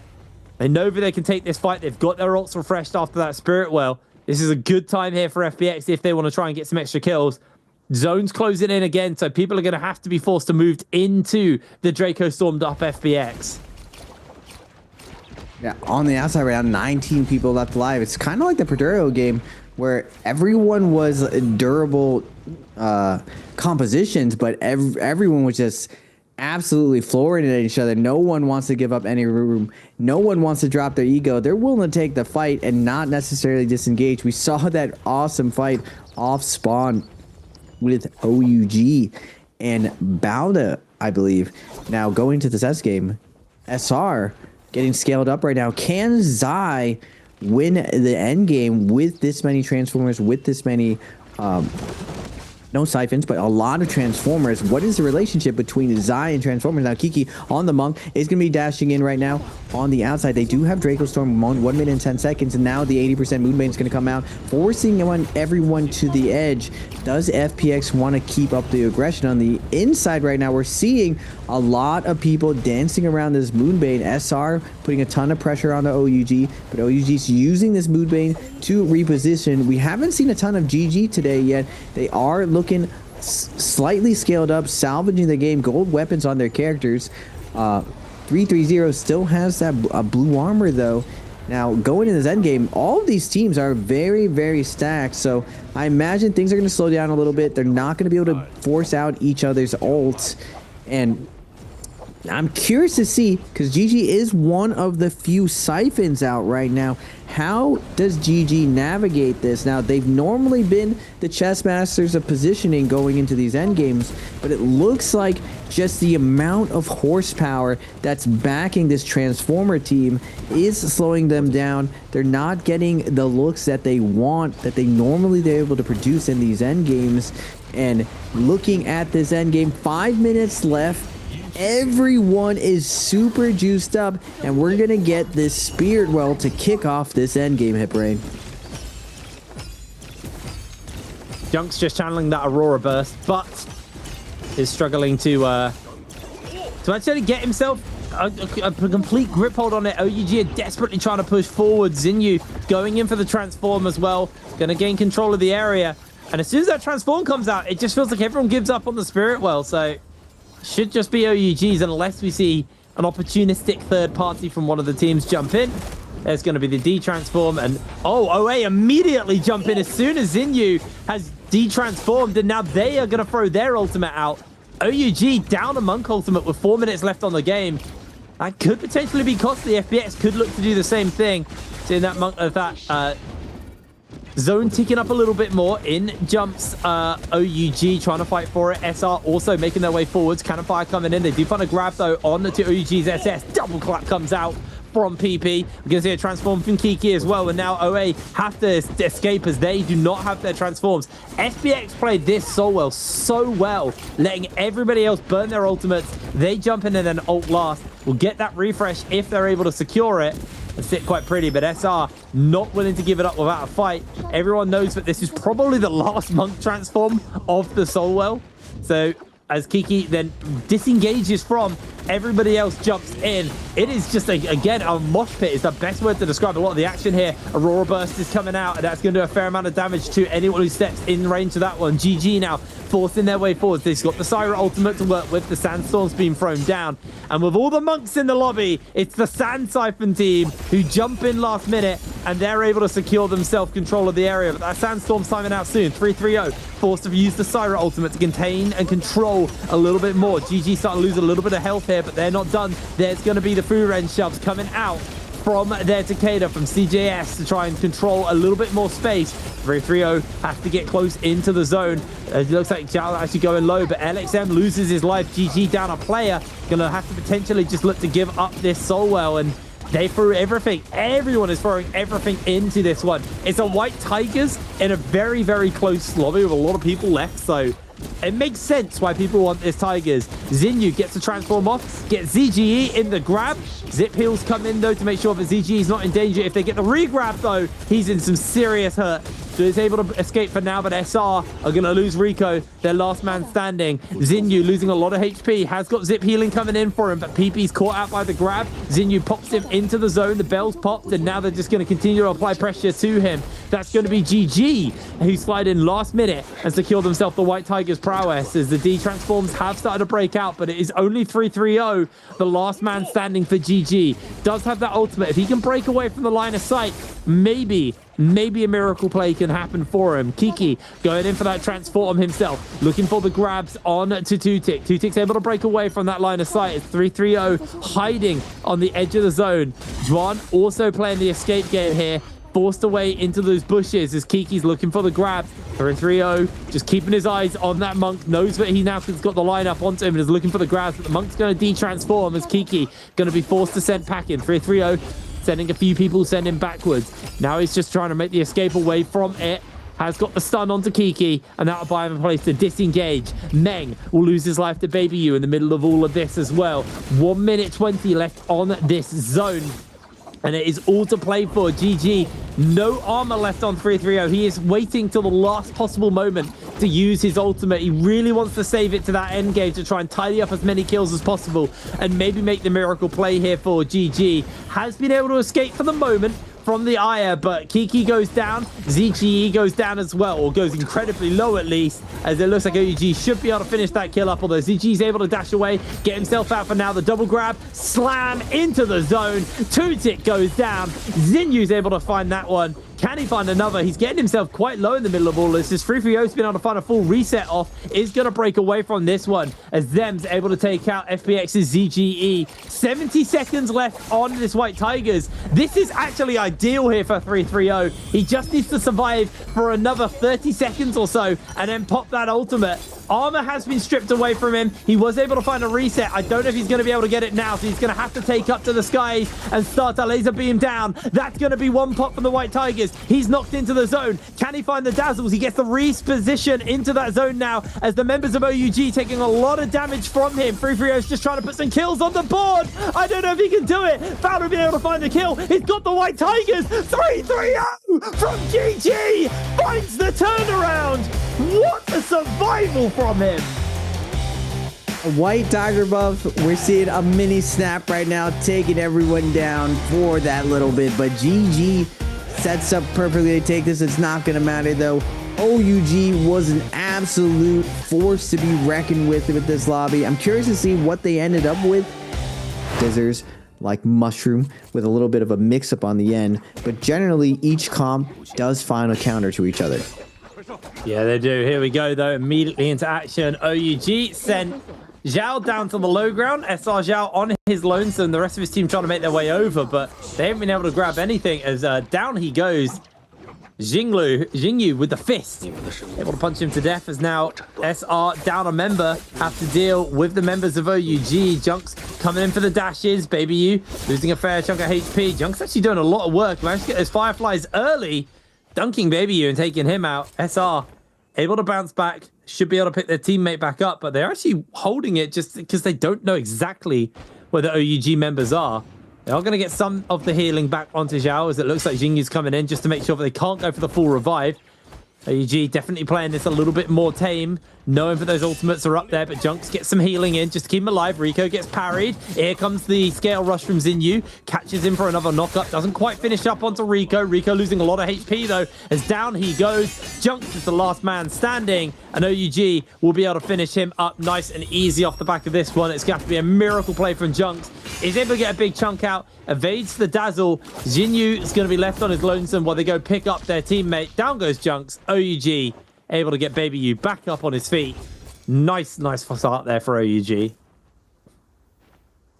OUG's start, I was just looking at the Syra skin. There's a Syra and Zai skin that just look so similar right now that it's very, very hard to tell the difference when you run against them. Now, all these guys, when you are in the server, everyone's skin is set to default, so only as viewers, us spectating, sees their actually skins, their actual personalities. But Zai and Syra, sometimes confusing in the callouts. We are going to get ASC versus BBE.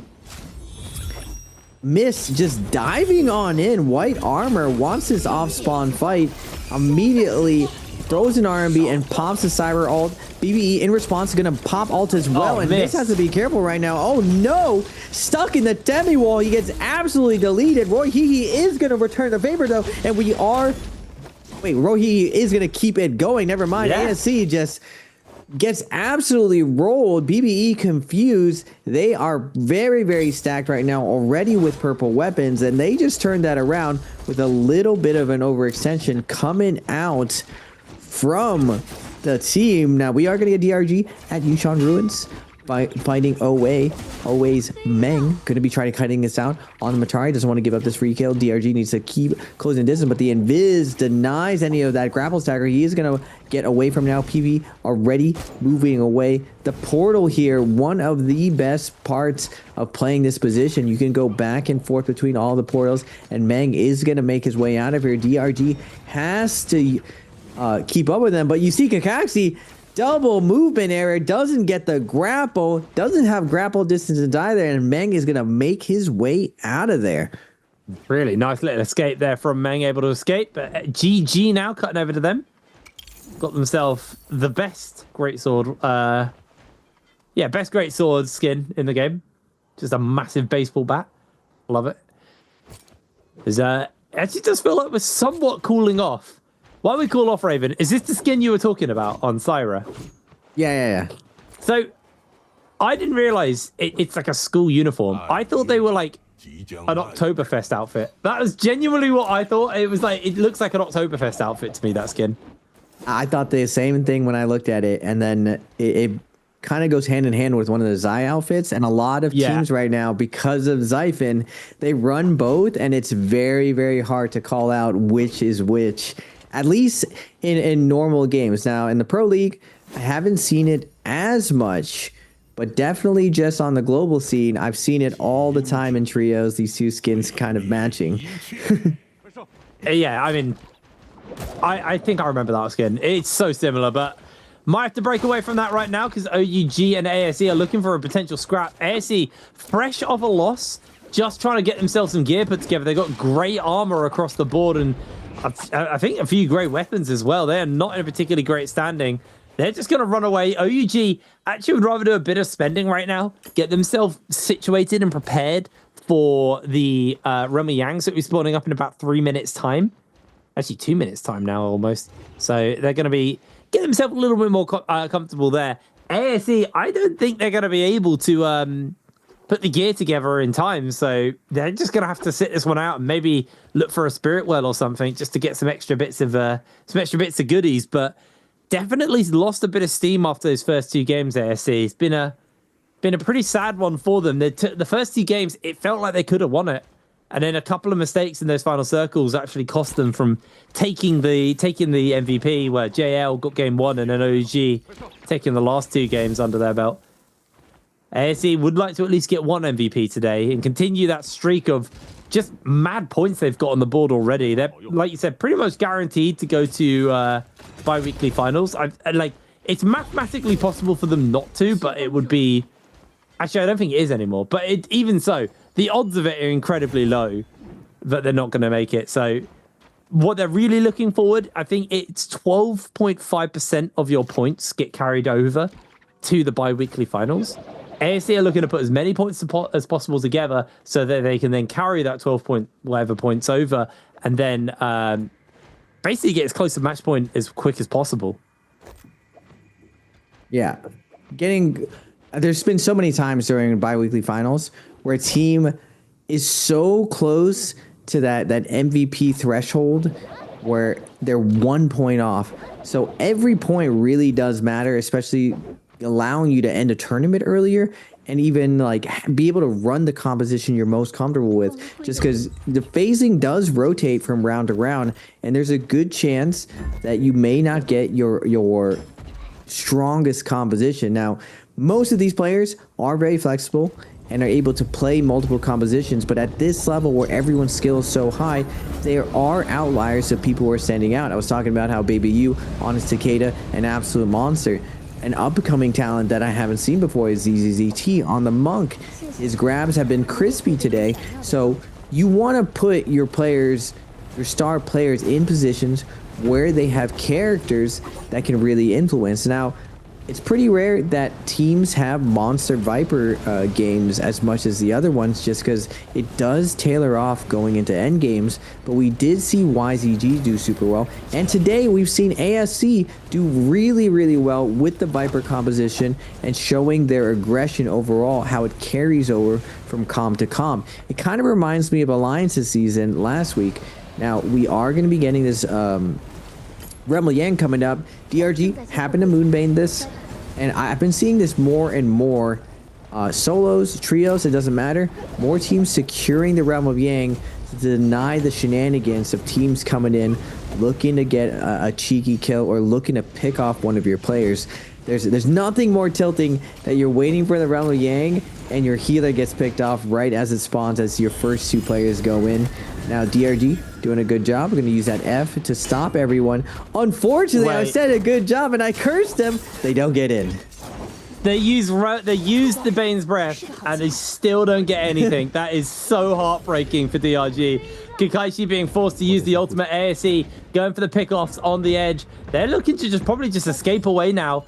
Get some distance between them and DRG, wait out those ultimates, and then go for the re-engage. But meanwhile, Bowder and OUG inside a fight. Baby U already losing all of his armor. ZZT just going to put some work out here. Has got the ultimate and that F ready to go. Doesn't quite land the F, just uses it as a repositioning tool. Invisibility comes out from Namatari. ZZT now going to look for another use of the ultimate. Got the F up and available. Can slam down. Baby U's going to be the target, able to hit him. Lots of healing coming in, though, from that Syra. ZZT finds himself dazzled and just caught out, has to break away. They're going a little bit low. There comes the chain scythe though. Fury and Shove lands onto ZZT as they're going just so low off the back of this one, and down they go. OUG find that turnaround. Baby U does finally fall, but Bowder, they invested too much to kill Baby You, and it is going to come at one hell of a price. Zinyu, no ultimate available, does miss out on the dazzle, but OUG actually getting juggled around a little bit here. They're trying to finish up Jing. Jing's so low. Jing's able to disengage, re-jumps back in as Zinyu's able to finish them up. The man advantage in favor of OUG. Zem almost finds that dunk, almost finds that final kill, but Zinyu's going to buy space for their teammate to get at least one pot off, get some healing in. Zem going oh so low. SS trying to get the extra damage in. Down goes Zem. That is going to be the win for OUG. Yeah, OUG does a very good job of closing that out. Zen does his best to try to stall it out, but on the outside now, WZ does get that white tiger buff, does get the spirit well. They are on the Viper composition. They need to find a kill right now, and this is the tough part of going for millions.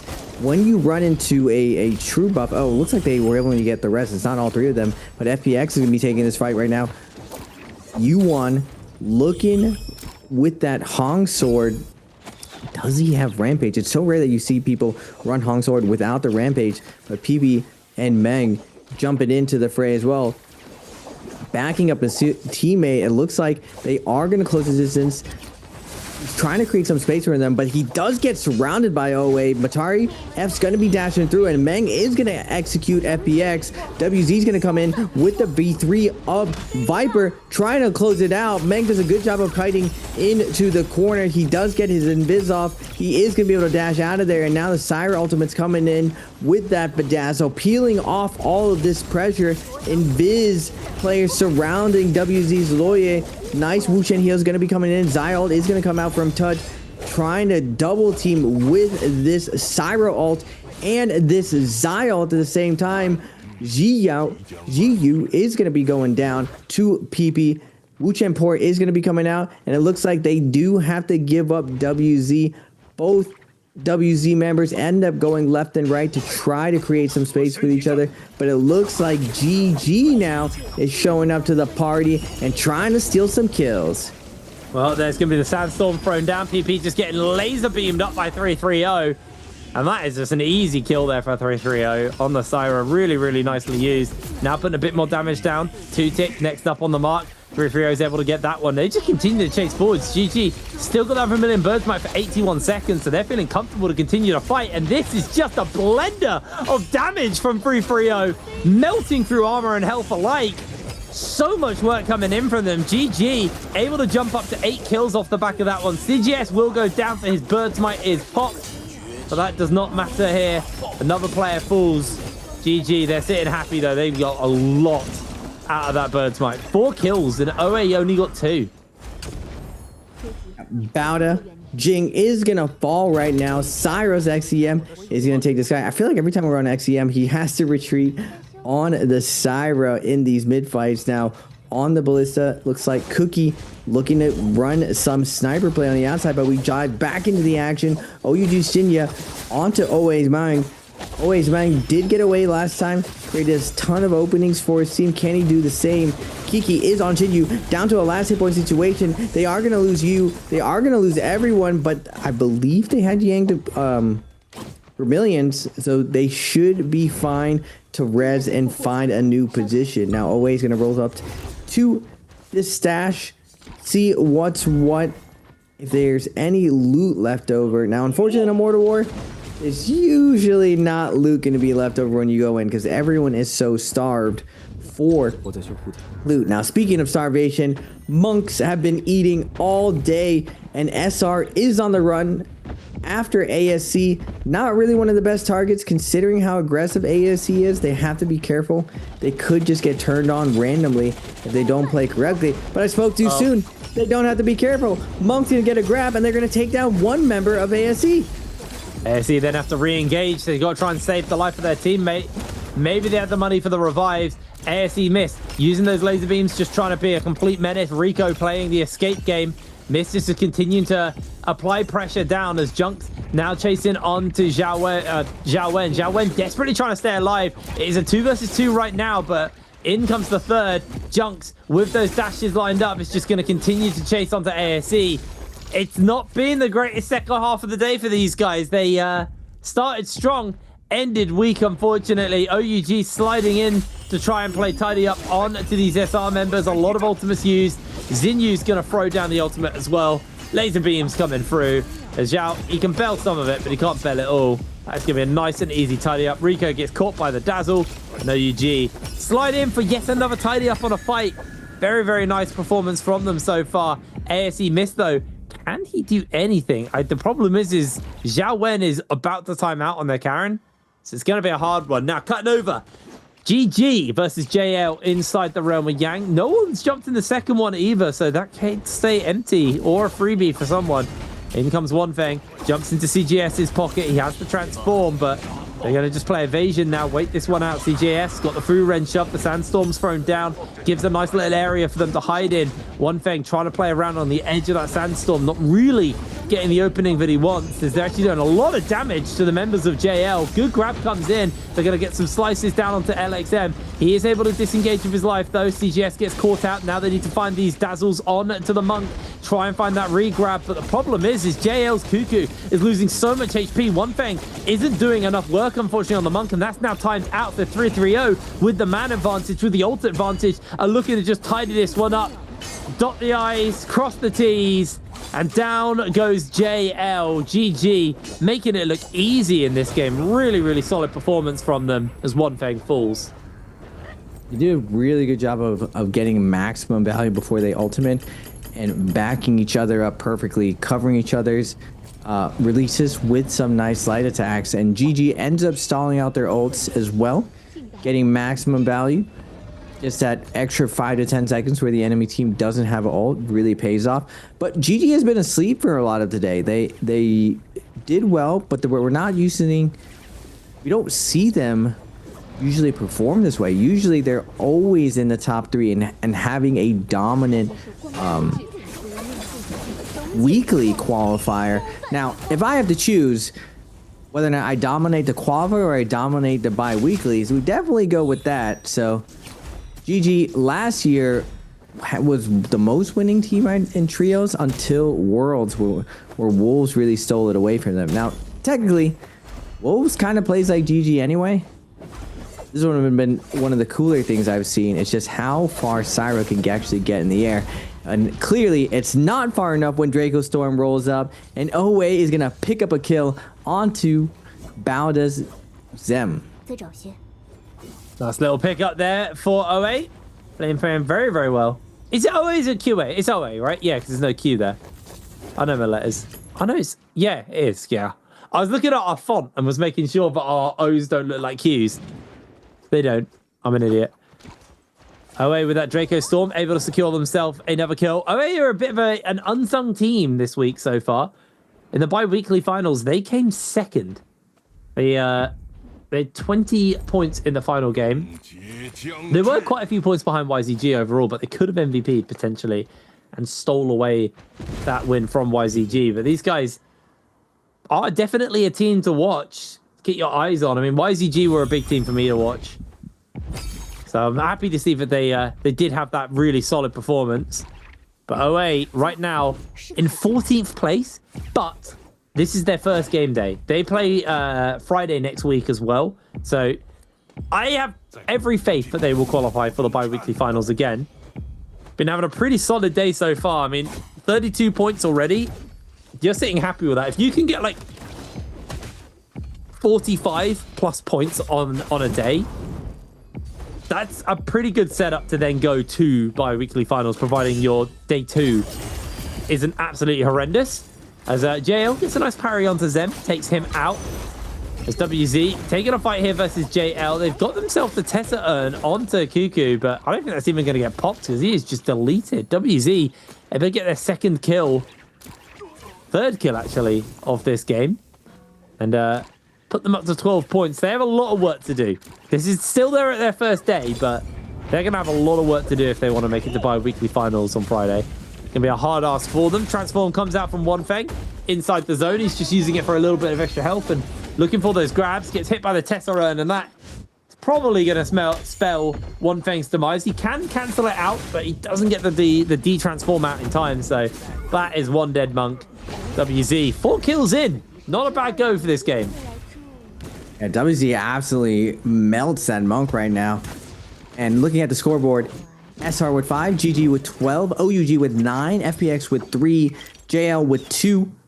WZ is going to make their way out of here. SR is going to track them down, but OA does have 8. Bowda does have 6. WZ has 4. 22 people left. Not that many left, and it looks like the aggression just cranked to the moon. Even though we have a little bit more durability of compositions, basically Viper and Zai look like the days where people just aren't getting the S tier pick, aren't getting like Monk or Kylan, so they're just kind of, it's kind of wise that they're just going for those teams instead and using process of elimination to really pick out their cherry pick their targets, so they get the best outcome possible. Now, this is what I was saying before, Hiprain, that usually the premier monks are what we've seen over the years, like Eagle, 330. Now 330 has transitioned to more of a support role, I'd say, for most of the team comps I see him playing in. Now, gold weapon, gold armor, Zai is also a force to be reckoned with. So I feel like as the seasons progress, more and more this global or this teamwork that you were seeing in NBPL will hopefully reach the metas of the global stage to make it a point that the game definitely requires such high precision teamwork right now. We got Dreadful Whale on the Matari, OA fighting out GG right now. Both of them looking to take the Spirit Well. Who will take it though? GG, like you said, with that Dreadful Whale, have so much zone control. They've also got the Staff Soul Jade to buy a lot of space as well. But OA are able to bully their way in. They throw down PP's ultimate. And it looks like GG just decided it's not worth the heat. They've had a good enough start to this game. I say that, and they go for the re-engage. They were just timing it out. Tutik comes in with a slam from that Meteor. LXM trying to put a bit of damage out. Has still got the Furu and Shove to work with. There's now Tutik losing a lot of HP. The Dreadful Whale from CGS is huge to secure that kill. GG now got the Furu and Shoves available. Sandstorm breaks out. OUG doing their best to try and fight them off as the third party comes in to go for the shutdown. OUG, they've got their own ultimate to time out here. GG been very, very tempered on their ults, waiting until the right moment to throw it down. Waited out the previous ones, but this time around, they're going to throw out their Sandstorm. CGS gets parried, though, on top. Is able to pick his weapon back up. I don't know if he has his dagger anymore, though. Don't know if that was taken from him, so the Dreadful Whale may be somewhat dissuaded. Zinyu continue to fire out. GG make their way forwards and continue to control the area.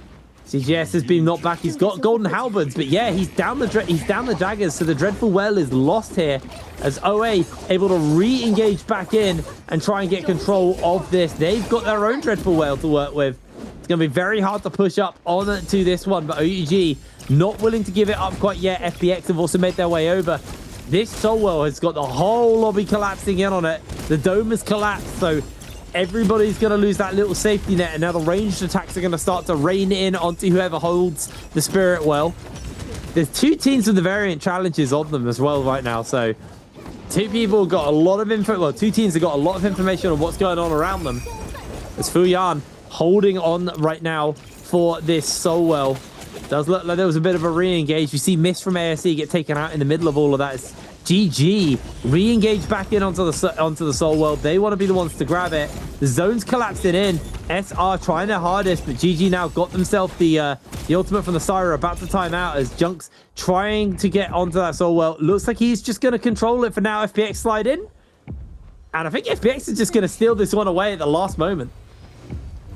A nice job from FPX to get this timing on. They have to be careful, though, because going into zone, so many of these teams we're contesting are going to be definitely waiting right now. Now, good thing for them, they do have Draco Storm coming in, so it's not really the best fight to aggro the Draco Storm. Now, everyone looks like they're going to be trying to back out. Unfortunately, not able to get out, and a rare mistake from GG. They are going to lose a man right there, transitioning to endgame now. Man, just eating the fire breath over and over, getting juggled by Moonbane. Really, really awful feeling. CGS, he's going to try to deny any of these kills, making his way left and right, using a Dreadful Whale, but I believe he got tagged by range, Nope. Yeah. Oh, no, he didn't. He's out of combat. That's a nice min-max from GG. Not giving any free kills out. And we got 17 people left going into this next end game. Lots of trees to work with. So Viper's still going to have a ton of playability, even though WZ is having a bad day. It's kind of a poor position for Monk just because there's so many things that can block your grab in this position. So ideally, again, Siphon is going to be in a good position, but I spoke too soon. You just gets executed by Cuckoo, just like a full triple charge. He took it to the chest, plus a follow-up focus attack, and even the best players can die to the most basic of moves. Looks like SR are going to be able to secure themselves this spirit well. I say that, in comes some contesting. Zhao gets smacked to the face. Bouillon gets grabbed out of the sky though. FPX doing their hardest to try and hold on. Are just going to re-engage. Remember, they still have that Draco Storm, so they're not feeling too pressured right now. Zhao about to lose his transform. I don't think he's going to get a slam out in time, as there he goes in for the D-transform. 60 seconds still left on FPX though with this Draco Storm. I mean, incredibly hard to push up onto them. There was a massive heap of damage immediately thrown out with the transform from JL's One Feng, looking for the grab. He's now going to go for the control of the Soul Well. And it looks like, actually, it's just going to be a back off from FBX. I mean, they've still got Draco Storm, but they blew a lot of ultimates. JL just throwing theirs down to get control. Now, A going to take this as a chance to jump in. Spirit World basically on the edge of the zone, though, so there's not much space to stand on inside this circle. OA find themselves getting absolutely destroyed there by 2-6 with a Hong Sword. A lot of work. OA, though, not willing to give it up quite yet. PP transforms, and now it's just going to be throwing out the dazzles and the extra bits of damage. JL holding on, though, as fast as they can for this. They're about to get the cash out. There it is. It's going to be a Mystic Might, so not the greatest buff of all the buffs to get. They are going to quickly de-earn themselves, but beyond that, Mystic Might's going to give you a bit of information to work with, and you get a bit of extra loot just going into this final circle. At 3 minutes and 25 seconds, things are winding down right now. We got multiple Transformer teams, 2 of them, 2 Xiphon teams, and 1 Viper team. Now, with these trees, Viper's going to have a lot of playability here, a couple of plays, and unfortunately for Monk, not the best position for him. Now, if it's One Fong, I believe, a lot of players are going to be jumping up and down the trees, giving him this opportunity. Now, unlike the previous rounds, no ult zone. So he can go into the rotation of Transformers, what they're known for, being able to pop ult, grab a few, get those kills up, and let his teams save those soul blooms for him. But the trees are coming in to the picture, like I was saying before. Very easy for these high mobility players to kind of get away. Unfortunately for Meng, JL is able to surround and cook him before he's able to pop his F, before he's able to pop his ult to kind of create space for himself. And now a mistake right there is going to set up JL to go a little bit more aggro than he normally would go. He still has the Monk ult on deck. He's taking a ton of damage right now, trying to pick off anyone who is low. Now, it looks like they're going to just like put the weight on the back of this Monk for this endgame heal off instead of leading with the Monk ult in this position. Now, no one's really forced him to ult right here. He is going to match though, and V2 is going to drop down. Monk looking for the double grab. JL's One Fong looking left, looking right. They're not going to be boxing with each other. Instead, they're going for everyone else. This is a tough part of the retreat. All these squirrels jumping up and down from the skies. Can any of the Monk catch them? Whoop Gem Port is going to come out. Junks is going to find a kill right now. And the betrayal comes in. The Monk has a double grab, and he's interrupting SR Zhao. Super frustration right now coming out from him. But now, JL out of ultimates. Kylan is going to come online, and now Fong trying to keep the pressure, looking to hold anyone down for this Kylan. But these trees, these trees just offering so much cover for everyone, and no one is going down yet. So JL has to pop that Kylan out. Knocks OUG's Jinyu into the zone right now. Now with these double charts, cleaning up the ground, sending this Viper flying right now. And WZ is going to lose their player as well. 8 people left alive, 5 people left alive. JL's Cuckoo is going to find a kill as well. Cyber's going to be popping his ult. Now it's just a game of stall, a game of grappling to the air to try to last to the very last second. But JL's One Fong is going to pop his ultimate, is going to go to the center and start throwing grabs to the sky. OA, WZ, and SR all trying to survive this last little bit, get a one more kill maybe, but this is a cleanup for JL, a layup. This tree in the way right now. It's not going to matter right now. One Fong's going to find that one kill, and SR's Rico, last one left standing, trying his best to delay. Does get grabbed and gets that little bit of kill. But wait, LMB, look for the soul bloom. He might be able to tie this right now. They need to finish him off. He does get one more kill. But no, soul bloom. Oh no, and he is able to stall it out and find that tie, denying that extra little bit of points. But still, another dominant performance from JL. Yeah, JL get their second victory for the day. One game number one. Here we are for game number two, looking real big. A lot of monks. I expect that to be more so now that we've got Fireflies and people are going to have their ultimates charged up nice and quick. Bowder already with the fists looking to run in. They probably want to grab some weapons ASAP. There it is. Got a gun. Got the Hung Sword onto ZZT. He's got purple armor already. Does not really want to be giving that one up. It's definitely looking for the fight. Here comes the F. I don't know if that actually made a connection, though, on to ZGE. He's just trying to make a break away for it. Bowder charging up the Scale Rush. Kiki trying to make a break for it. DRG able to take down Jing in the middle of all of the action, but looks like FBX have been put onto the back foot, being hunted down. ZZT will fall as DRG are able to secure themselves another kill. And that purple armor for Kakaishi, that is going to be very nice for him. He's just going to quickly heal that one back up. Bowder picking Jing up. They're able to do the old wraparound and make sure that they don't all go down. Yeah, Bowder ends up claiming this cave right now. It is Morris a nighttime.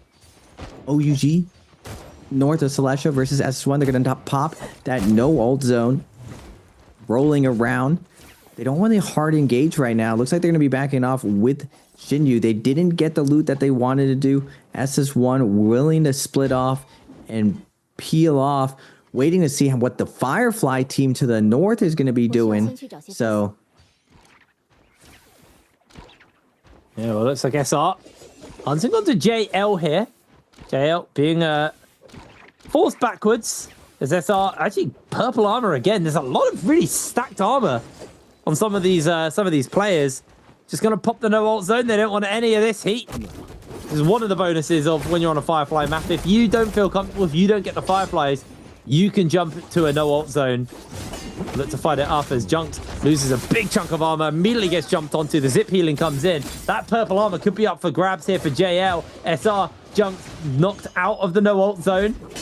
Doesn't really want to press that R button, knowing that JL can just peel backwards, but there it is. Zhao goes in for his transform as SR trying to force them back. JL have used their Syra ultimate as well, so just beaming down onto Zhao. You can get that the right click and get the stun orb onto the head of the monk and stun him up. JL being down a player, definitely going to be costing them some problems. Cuckoo just firing up from the sides. Cuckoo trying to get not grabbed up, but Zhao's able to get it. Can slam him in and just cancel the ultimate there. Really nicely used. Comes down with the slap. The stomp doesn't quite hit it. He's just going to continue to put the pressure on.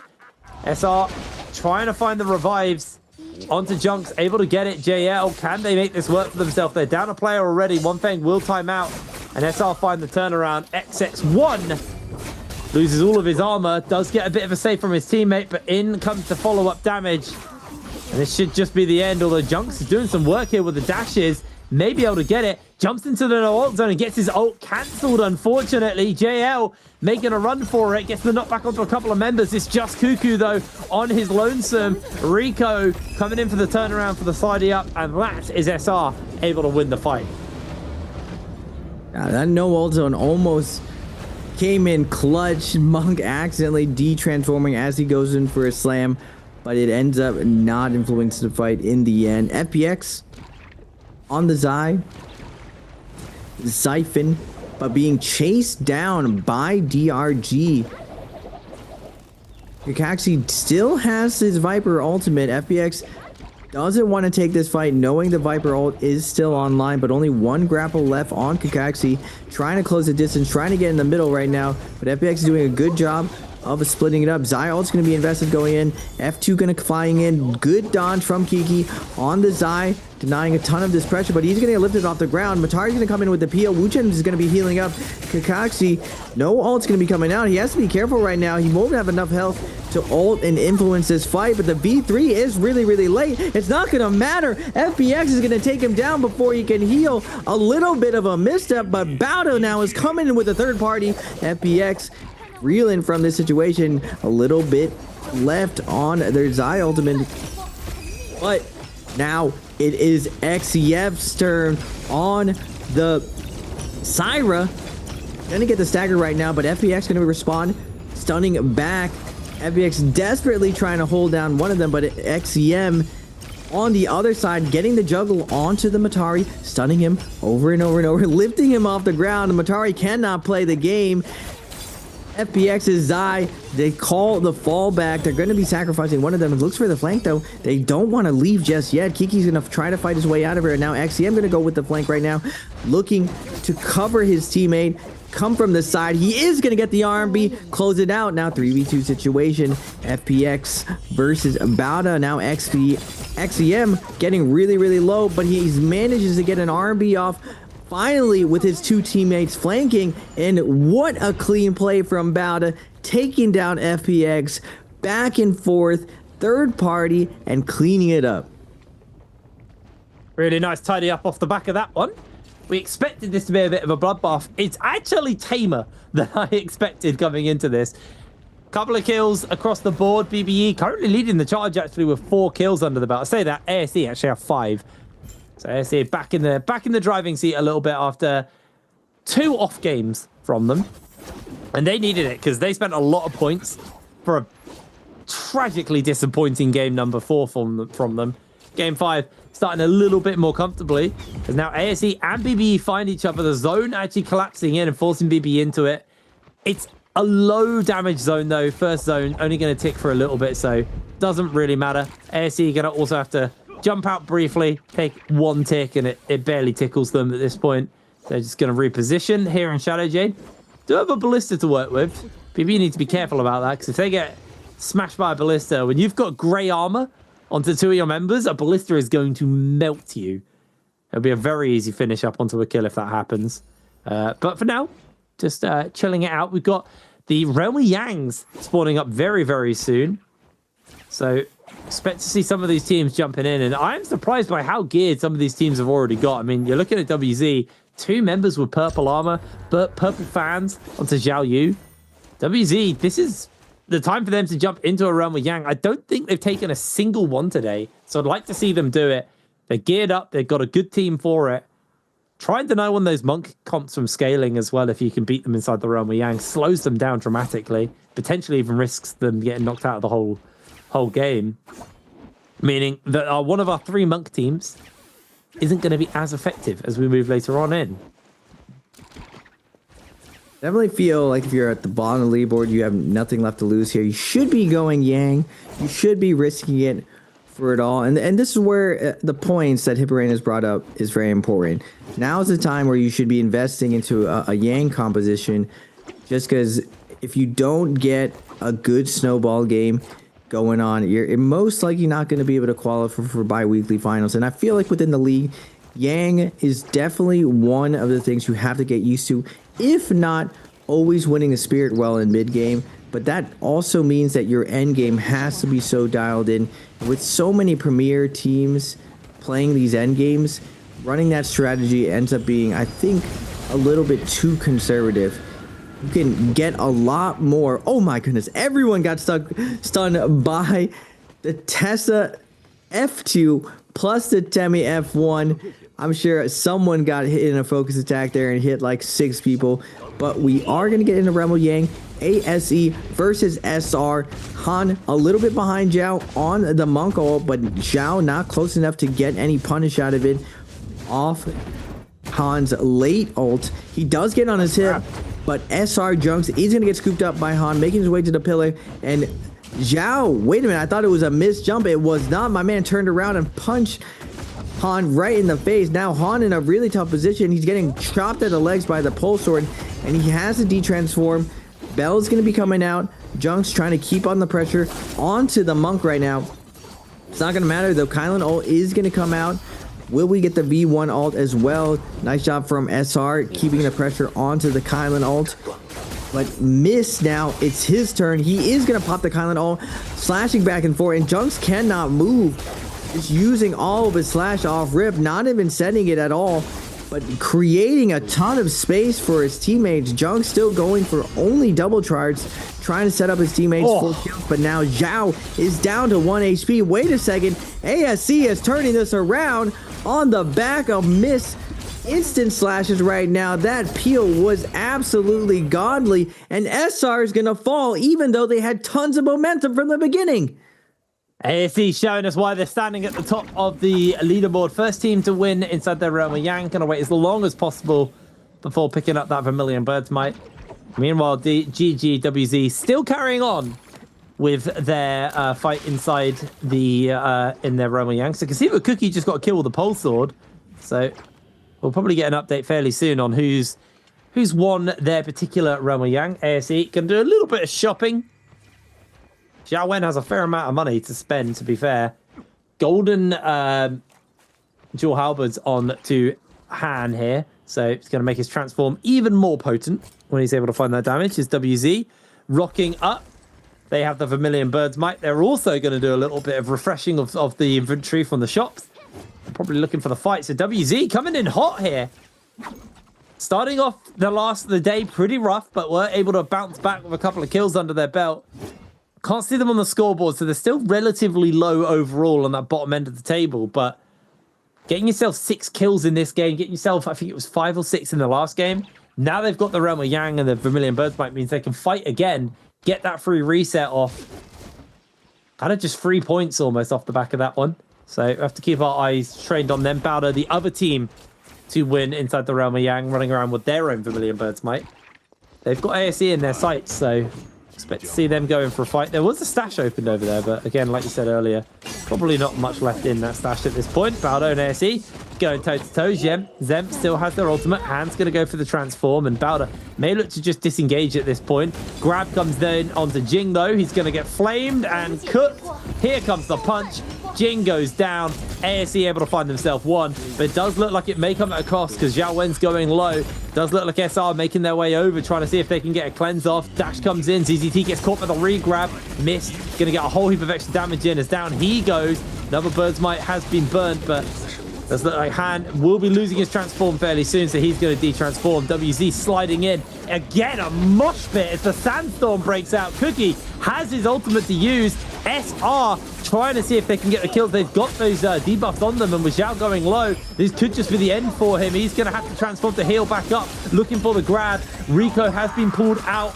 Has been able to cleanse himself at least, but another grab comes in onto WZ. The pressure's coming up, though. I don't know if Zhao's going to be able to get the punch off. He is able to do so. CGS comes in with the follow-up, and Zhao continues to fire out, but he is going down. SR are eliminated from the lobby. The repeating crossbow, an age-old counter to Monk, to continue to apply pressure as GG now put some damage down. They've got one player to cleanse from that Realm of Yang debuff. They are looking for that opportunity. 330 hasn't even need to pop ult yet.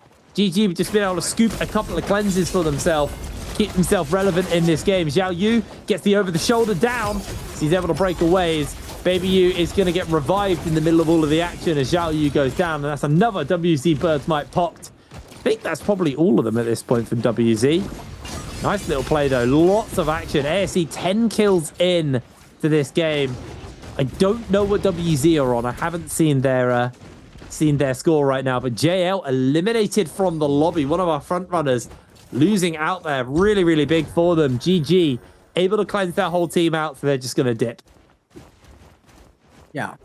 Excellent job from GG coming in, looking to pick up the skills, and none of these teams overcommit, sealing the deal. If any of them overcommitted there, for sure, the fight keeps going and everyone starts picking off.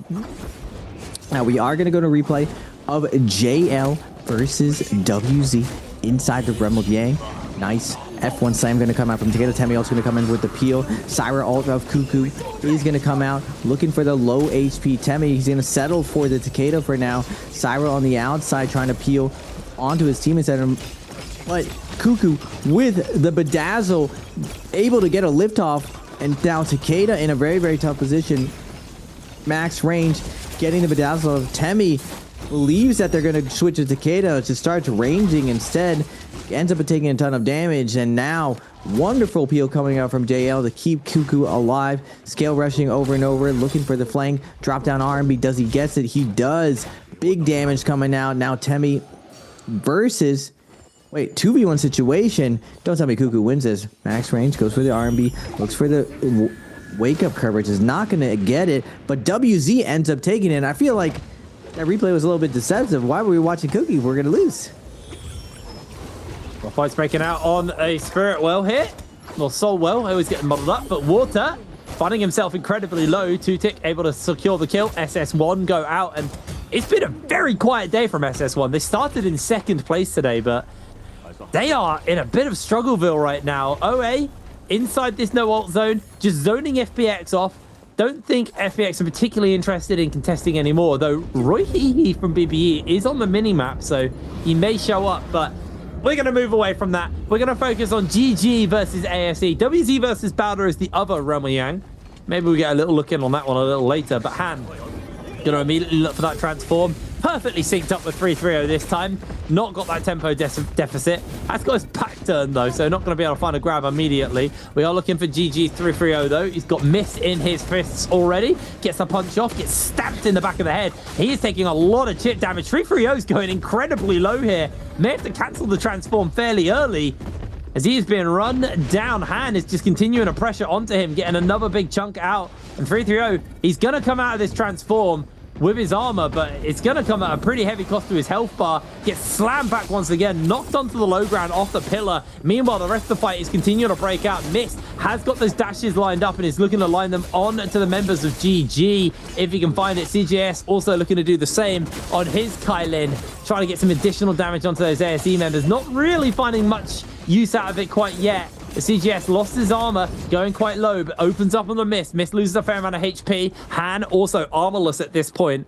The CGS may try and find an opportunity to get a quick pot off. It's going to be able to do so. Gets away with a murder off the back of that one. 3-3-0 though, getting turned onto. Bell comes out. There was a parry off the distance. It's LXM who's immediately getting opened up onto. Han with the dual halberds is going to just put so much damage down. It is an advantage though to the members of ASE as they turn this one back around. It's a 2-for-2 so far.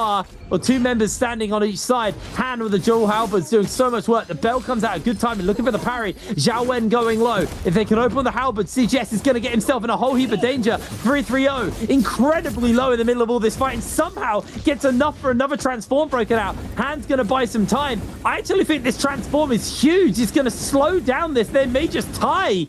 3-3-0 though, getting chipped away at slowly but surely. He has to buy 10 seconds. ASE are opening up onto him. They're refusing to transform themselves. 8 seconds left on the timer. 3-3-0 is burning out, but they found the damage on. He gets some healing in. They all time out, and everybody's going to have the debuff on.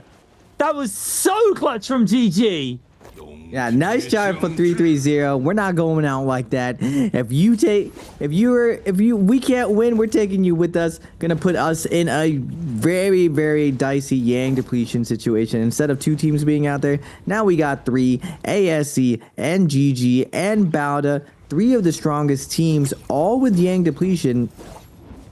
Bowda at 37 points for the day. It is their first day playing, and like I was saying, a solid finalist team is going to be hitting that 40 point. Now we're going to go back to the Realm of Yang, watch another WZ. Now this is versus Bowda. Xiao Yu going to take the skies, dodging, weaving. See ya. Not getting hit by the Cyril. Is going to get a nice flank off with his teammates. Temiel's going to be coming down. They are trying to corner XCM right here, but the Invis denying Xiao Yu's melee aim assist to track him. He's going to miss all of his focus attacks, but still, they do trade effectively here. They're not taking a ton of damage. Takeda ult is going to come out. He does find a parry onto, I believe that was the Matari right there, but ZZT on the Zai going to come in with that flank, but Xiao Yu, his last second shove is going to strip ZZT of his armor, and now Luye on the Temi down to 1 HP, but ZZT is going to fall first. Now Jing in a tough situation. He is also low as well. Cookie and Zhao Yu end up connecting right now. And on the outside, they get isolated. Bauda is going to fall inside the realm of Yang. They do have 3 minutes left. They still can cure this Yang depletion, but it's going to be tough waiting out this Draco Storm. Now, this is a cool thing about a change that I really like that they implemented is they increase the timer of Yang depletion for the second Yang. So if you basically want to hide, play Soul Form, and wait for the Draco Storm buffs to fade out, you can, but you got to be able to finish a fight and get a Soul Bloom within the 2 minutes that's left for you. It is a big risk, but fighting a very, very strong scaled up team with Draco Storm, it's going to be even riskier fighting that. So very, very cool stuff. Seeing how those teams are going, and with enough money, you can do this as well. Rarely have they shown this on camera, but ASE Miss and Han both go down and they repurchase the burst charms, curing the Yang depletion. So now they only need to get 1 Soul Bloom instead of 3. Yeah, it's really, really nice to see from them, actually. Playing it very well, but now they can just run back to their Karens, grab their gear, as you can see here. Bowder, though, saw something was going on, and they're now looking to pounce on. ZZT jumps in onto Han. Han takes a whole heap of damage, gets knocked back, and Bowder are just going to knock ASE's members out. They just revived, and they are already struggling. Zhao Wen bleeding out, and Bowder just cashing on a few free kills. This is the risk of doing this particular play, is if another team sees it and smells it going on, they are going to jump you for it. We do see Zhao Wen as the only player standing now for his team, and it actually looks like GG are coming in to kind of punish Bowder. So Bowder, they may have got a good play, but it may come at a cost for themselves off the back of this one. GG, desperate to get these kills on the board, knowing that they've got that debuff on. It's going to be all or nothing here. Make sure they get their gear, get that scaling. 330 only rocking a blue weapon, so his transform damage isn't going to be too much here. They continue to chase in. They've pinned one player in place, and that is Bowder's Zen going down. Going to get a Soul Bloom and cleanse one of their players. Let's see who they've cleansed. Okay, they cleansed 2 players, actually. Jin goes down. Everyone's cleansed. Bowder, GG, able to get away with it. The Poison Splash coming out with a bit of spite. GG do need to do some healing, but they do get hit by a Tessa Charm onto one of their members. They are stuck inside the building. This is incredibly rough for them. They're trying to hold the doorway and make sure that no one gets in so they can just make a break for it. But the whole lobby is collapsing on this house. It is just, again, another bloodbath. So many players getting chunked out and taken out. 20 players left. 8 minutes left on the lobby. GG still have a player to cleanse as well. I thought they were able to get everyone out, but unfortunately for them, 330 not being cleansed. He is going to need to get some healing done and find himself a Soul Bloom. WX98 is going to jump in front of him. Don't think GG's 330 is going to be able to get a Soul Bloom in time. There is also a Spirit Well spawning up fairly soon with a Draco Storm in, so you know teams are going to be wanting to fight for that. 330 taking a little bit of damage, but 30 seconds left on the clock for him. Hopefully, there's a rebirth charm so they can get 330 back up, but right now, I don't think he's going to be able to use it. We do see the BBE are, in the meanwhile, going to get their hands onto a rebirth charm. Well, sorry, they're going to use a rebirth charm. Bring a player back. It's 330. It's just going to find a nice little corner where he can evaporate. I don't understand why they didn't immediately go for a rebirth charm. It looks like they try to make their way to a vendor. They have a ton of money on them, but it looks like WZ. Oh, the Draco Storm was in the way. they were like, oh, let's just buy back 330. It might have been sold out as well, but definitely WZ with the Draco Storm was denying that ability to play for a rebirth. So they might be losing 330 here in a couple of seconds with 20 people left. Nighttime day. Very, very strange that we're not getting a ton of Vipers. We're actually getting a very conservative scale-up game. And WZ, with their Draco Storm, looking for a flank play right now, putting on the pressure onto DRG, but it looks like OUG is going to get dove on right here. Now, looking at DRG's cooldowns, oh, their Tessa all did come up online. They do have the Wuchen port, so they are just pressuring, threatening the all-in with the Viper Stun on deck. Now, Kakashi is going to find a kill onto GG's LXM. CGS is going to fall right after. Great execution coming out from DRG, and the 80% Moonbane cutting off the rest of the lobby, so they're not really forced to engage right now. And it looks like WZ doesn't really get any value off this Draco Storm. They don't want to really risk it. They have to be careful right here. They do a little bit of armor swatch of Kuki and Loye to keep up one of their teammates. Great armor swap coming out, but unlike OUG, they're not just diving in with their Takeda looking for a spot in order to snowball some kills. To be fair, the rest of the lobby is not fighting right now. We are going into the last leg of the end game. 18 people left alive and looking very, very passive, something we haven't seen as much before. But the Spirit Well is going to be coming up. We'll have to see how people are going to contest for this end game, and will they just give it up as freely as we saw in the first end game, or is it going to go the distance where everyone denies it and no one gets it? Well, looks like right now WZ are in the demanding position here in this Soul Well. I don't think anyone's actually going to contest it. I think they're going to just hand it over. White Tigers going over to this team. WZ putting some points on the board here. They just snapped and started playing incredibly well.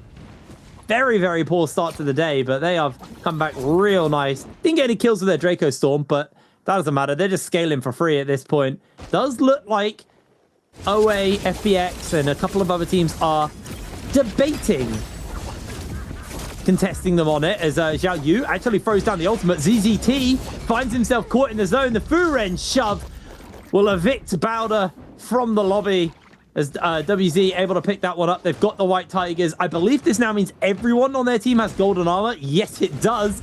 They are very set up. Xiao Yu, a little low on HP, but he has a zip. Oh, no, he doesn't have a zip. Okay, he probably needs to pop some pots and heal. But he is still sitting very pretty. Golden fans finished up onto him. 16 players left in the lobby. 3 minutes left on this game, and then we're on to game number 6, our final game of the day. WZ making a miracle comeback, currently in 18th place in the standings, but 11 kills off this game. If they can get an MVP, they actually probably skyrocket, overtaking YZG in points off the back of that. But DRG also with 12 points are going to be looking to contest. Our two bottom teams are the best performers right now. ASE do have an ability to shut this down as well, though. They are very set up themselves. As DRG caught himself inside the wall, taking a lot of damage. Going to have to look to try and break away from this one. DRG blink out to safety, using that Wuchen port just to get them out and away from all of the action. 3 minutes left. WZ, though, not giving up the pursuit. They know that DRG are a big team and they want to be taking them out. Trying to catch them with the dazzle. Not going to actually connect onto anybody with that orb, though. As Xiao Yu, he's just getting melted by laser beams and crowd control. That is just the carry down. OUG out of nowhere. Starting to mop this one up a little bit. Xinyu, third kill for the team, but denying the front runners in the lobby from their big victory. Now, Xinyu with the Cyber ult is going to be fading out. OUG, it's resetting inside the building, but the cannon shots are going to be coming out. You're not going to be able to just sit there for free. FPX on the outside with ASC, trying to be chill, trying to be low-key. OUG does fade a lot of this pressure right now because OA up top starts cannoning instead of their neighbors. But realizing on their flank, they have a dangerous OUG waiting behind. Now DRG up to 12 kills. WZ up to 11. We got 14 people left alive. 2 buildings left here. FPX Fuyon trying to stay alive. Oh, he gets sniped out of midair. Forced to pop his cyber ult. Doesn't have a teammate to his name. He's going to be trying to kite out. Try to make sure that no one else sees them. And it looks like OUG is going to get Tesla ulted. Temi ult's going to come down, trying to survive here. They don't want to invest anything else. But Oh, baby, he's close to his ultimate, setting up for this last little bit, forcing everyone to the other side. Cannon shots are going to be raining down, but the light attacks denying all of this range pressure. OUG is posturing perfectly while everyone else is trying to secure somewhere on the land. Now, OA does land, send a couple of focus attacks. The Takeda shots are coming out. They're just letting everyone know it's time, baby. Temi ult's going to be coming out. PB on the top ropes, looking for that possible double charge, but Shinyu is going to get hit chopped in half by the scale rush of Meng's whole sword. Double Temi ult's gonna be fading out, and still on the other side, WZ still just sitting in the house, holding their ground. They don't want to come out. Everyone's fighting on the outside, and OUG in shambles right now. They lose Shinyu. They lose that heal off potential. They don't have someone else who can win this end game. It's gonna have to be on the back of Baby U. He's gonna have to try to get his ultimate back online, but is it enough time at the top? Roy he's stalling out perfectly, but on the low ground, absolute death. OA super stacked, and PP on the Syra still has his ultimate up. Now it's going to be a cleanup, it's looking like, for OA. Up to 10 kills. Can they get past 13? Can they steal this away from WZ? Miss though on the Kylan's going to be dashing left and right, knocking everyone into zone and denying that last little bit. And now Temi ult is going to come out. PP on the top ropes, getting some beams off. He is going to find a couple more kills, and OA is going to clutch it up and steal the round away. I believe Cookie got one last kill, but there was 14 kills there for the side of WZ. Was it enough is the major question right now. Looks like it wasn't. OA take game number 5, the second place team on last week's bi-weekly finals, finally showing up today. They've had OUG got themselves a nice solo drop for themselves as we load into game 6. ASE are on our sites right now, taking a fight versus FPX. Zhao Wen has been left on his lonesome, is just going to break away. ZG misses the grapple. It's going to slow him down. Zhao Wen is still on that run, has been able to get some space, but he only is using fists right now. No armor. The rest of the team's coming in. Hand making his way forwards with a laser beam, and ZG goes down. Weapon secured. Mist finds Fuyan as well off the back of that one. In comes Kiki, but Mist is able to find the kill. 1v2. The rest of his team will back him up, and Kiki is on his lonesome. Down he goes. ASE starting strong with 3 kills. ASE picking up where they left off all day, dominant off spawn, but Bauda has something to say about this. XCM coming in hot with the Kylan. This is what I was saying before, that Zai kind of struggles versus this super buffed up Kylan. Bauda ZZT finding the kill right now. On to Zhao Wen. He cannot get away. Nice execution from Bauda. Nice timing attack. They don't get all 3, so nice way to damage control that situation. It looks like we got BBE versus DRG, except BBE does get cleaned up by SS1. Water, we haven't seen him as active as we normally see him. I think we just haven't had camera time of SS1. They've been doing solid throughout the day, at least. Kakashi is going to back off with that Justina. The Syra's going at it, flying in midair, matching each other's stun, but looks like Water is going to dash off, try to see if he can hit someone else besides the enemy Syra. But both of the Don Q just wants to keep the crowd control onto Water. Water moves back, starts just healing up his teammates right now, but DRG, Don Q comes out, doesn't have much health, but the nice dash from Kakashi ends up peeling off Water. Now Water has to be careful. He is a liability for his team. The drop down is going to come out. He does trade out. Now 2v2 situation. Kakashi versus Xuan. Clank's going to be coming out. The fairy ult is going to come down, and now the momentum shifting over to DRG. Kakashi taking to the sky, trying to rain down cannon shots. Zuan iframing a couple shots, buying some time for his team to peel him, and now Genuine does have the flank of WX98, and from downtown, he is going to get the snipe, and we're down to a 1v1 situation. Are we going to get a salty run back? Kakashi peppering in some shots, trying to get this last hit right now. Will Genuine be able to close this out? He does pop the Zion right now, dashing through, is going to get the burn. Combo break going to come out for Kakashi. He is trying to make his way to the corner, sends the double charge. Wait a second. Very 2v1 situation. Kakashi putting on the moves, but the Zai ult is just so oppressive, and they whip him down. Valiant effort coming out from DRG's Kakashi. That was a very valiant effort. He had that purple hunt on. He did not want to give it up. Unfortunately, 1 versus 2. He played that as good as he could have, but it wasn't quite enough. 2-tick now.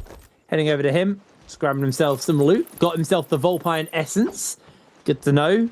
OA, the victors of the previous game, have got a nice tool to work with when they jump into that Realm of Yang, which I would be disappointed if you get the Volpine Essence and don't jump into the Realm of Yang. Right now, over the GG. Quiet start to them. Single kill under their belt. But did lose their revive. So they're probably going to have to play a little bit more chill for a bit now. So they're just going to grab some goodies for themselves. We've got that Realm of Yang spawning up somewhat soon. So eyes are going to be very much fixated on who's going to be jumping into there. Some teams looking very geared up with purple gear already. Some teams a little bit under geared. So I'll be interested to see who's confident and who's not to jump in. SS1 already up to 6 kills. That's off spawn so early into the round. Just back-to-back wins. JL up to 3. ASE setting up for this Realm of Yang. A ton of money on their team right now. 20K setting up to buy that purple armor or purple weapons, depending on which route they would rather go. OUG. Interesting seeing Baby U on that Viper. Where's OUG out? Up to 0 kills, looking for the timing attack. Now, they do find ASE on the outside. Not forcing the issue, though. Still macroing up. Getting some loot. Looks like they have something else in mind. Now, it might just be pure target selection here. Seeing the Matari ult, depending on what you was running, not the best fight unless you do have that dedicated silence. V2 can actually be on reaction and Viz, or you just break the line of sight very briefly. So it's not very reliable, at least versus very, very coordinated teams. So smart move from OUG to find a better target selection here. Now we're going to get WZ versus SR. This is a team I was talking about earlier. They did super, super well at Koi Cup, representing OUG as their B team, but they've done really, really well this season, especially being their truly first time within the league. Rico is going to pick up the kill onto Xiao Yu. Now in a 3v2 situation, multiple teams are going to be coming over. That no ult zone showing up from across the map. Everyone's going to be hungry for some kills. And OA's Tut is going to find a kill onto Cookie, popping that V2, getting that kill. But on the other side, SR has to be careful. The Sharks are swarming. Remember, this is a Viper lobby. Everyone's looking for those kills early game. They really are. It looks like ASE getting chased down here by JL. Cuckoo laser beaming away. Same for Han, I believe, as well. Also laser beaming. Mist has made his way over now. Got the ultimate. Got the slam. Doesn't quite land that first one. Pops the ultimate again. Gets the refresh on his S. So he's got another meteor to work with. Nice cone from the Shane side. Actually doing a lot of work here from Mist. It's going to get some damage down. But JL have the man advantage. And Mist is going low. They've got the revives. It's not the end of the world for ASE. Does mean, though, it won't be jumping into a Realm of Yang as Han gets himself parried at the end. ASE are going to have to do a whole bunch of re-looting to catch back into the game. If they're lucky, they might find themselves a Spirit Well, grab some goodies from there. But JL now getting some goodies off ASE. Probably feeling a little bit more comfortable to jump into a Realm of Yang. I mean, they've got a lot of money as well, so going to be able to get themselves some shopping done. To keep our eyes on those guys is FPX. Being chased by BB. I don't know if they're actually being chased, but they are in the close proximity. OA are also in that same area. Bunch of teams converging on the same position. It's going to be a bit of a bloodbath over here. You can see Bowder and OUG also having a little light exchange of each other just before these for the Realm of Yang opens up. And this could decide a lot, actually. If one of these teams gets a kill here, could force them away. Remember, OUG are running a blind 8 comp, so these guys don't really care about jumping into the Realm of Yang. So they are willing to blow ultimates and just kind of be a thorn in Bowder's side here. Bowder already going low. Nice little earn comes out. Doesn't actually make the connection, but they may have another charge coming in fairly soon. Baby you just can jump into a bush, quickly repot up, land a couple of musket shots into Bowder's members. Everyone's holding on those ultimates. Baby U still has his F. Is going to wait to throw it out. Looks for some damage. Gets himself somewhat caught out here. Nice open space. Good Valda opening if he can find the opportunity, but has lost a fair amount of armor, so it could get a little bit dicey for them. Do you see the charges coming out? There's going to be the charm onto one member in to the lockdown from Baby U. He's going low. Can they make the breakaway in time? That's going to be Zem getting locked in place. They're just going to open up onto Jing, finish him up. ZZT losing a member as well, so he's going to be left alone looking for those grabs. Can Bow to find that miracle turnaround? I mean, Baby U's starting to go low. This could get a bit dicey for them. Can't quite find the grab onto them, though. Get a bit of damage in, but Baby U was able to get the healing back up. Keep himself going. ZZT about to lose his transform, and if Bow to die here, they're just out of the lobby. It's going to be a really, really rough one for them, as ZZT will lose his transform, lose his armor, lose his life. Meanwhile, inside the realm of Yang, JL find themselves with the Sandstorm down already versus SS1. Cuckoo firing those dazzles down, firing the laser beams down. They've already been able to take out one, I believe already. No Waters hanging on with just a sliver of health. SS1, though, have found JL. Nice Meteor coming in on to XX1. He's just going to be burning very low. Caught out by the burn from the Chain Scythe as well to finish him up. Equalizing the kills here. One apiece between our two players. One chasing forwards onto One Fang, catching him with a cone from the Chain Scythe. One Fang goes down, and SS1 take the lobby. SS1 with the Xiphon, able to snowball, get that first win, and get that gold weapon onto the side. This gold pole sword is going to be going burr with the big damage for SS1. Now, transition to this mid game. A lot of the lobbies already died. We're seeing that 6th game kind of ooga booga coming out where everyone we're sending it now. If we're day 2, we got nothing left in the tank. We are going to be sending it, and that creates opportunities all across the map, and especially in these situations, Viper is one of the best compositions and characters that you can be running. Now we're going to go to the realm of Yang. We're going to see SR. Really, really impressed with this team so far. Junks on the Takeda, looking for the Justina, I believe. This is one of the matchups I did want to see. Cannonball versus the 2025 Xiphon right now. Junks doing his best. He's going to get focus fired by the Feria, by the Syra instead. He's going to use that Temi wall to his advantage, but it looks like Rico did get blown up on the Syra right here. Now, Junks is going to get surrounded, is going to get frozen. He does get a nice shove off. But at what cost? Zhao's trying his best to do something for his teammate, but the Feria pressure is just so much, fading away. The F3 is going to catch him and hold him in place. Now SR's Zhao is going to get juggled, and that really answers my question for that cannonball with the variation of Justina and Syra. You find a way to kill the enemy Syra even within that, and then clean up Takeda. Either or is a good target. Well, see a nice parry land onto Fuyan. He gets a parry in response, though. Continuing to apply a bit of pressure. Baby U going a little bit low here. Remember, these teams, OUG don't have the Realm of Yang debuff. Don't actually have a Villain Bird's Might either, so a little bit scary for them.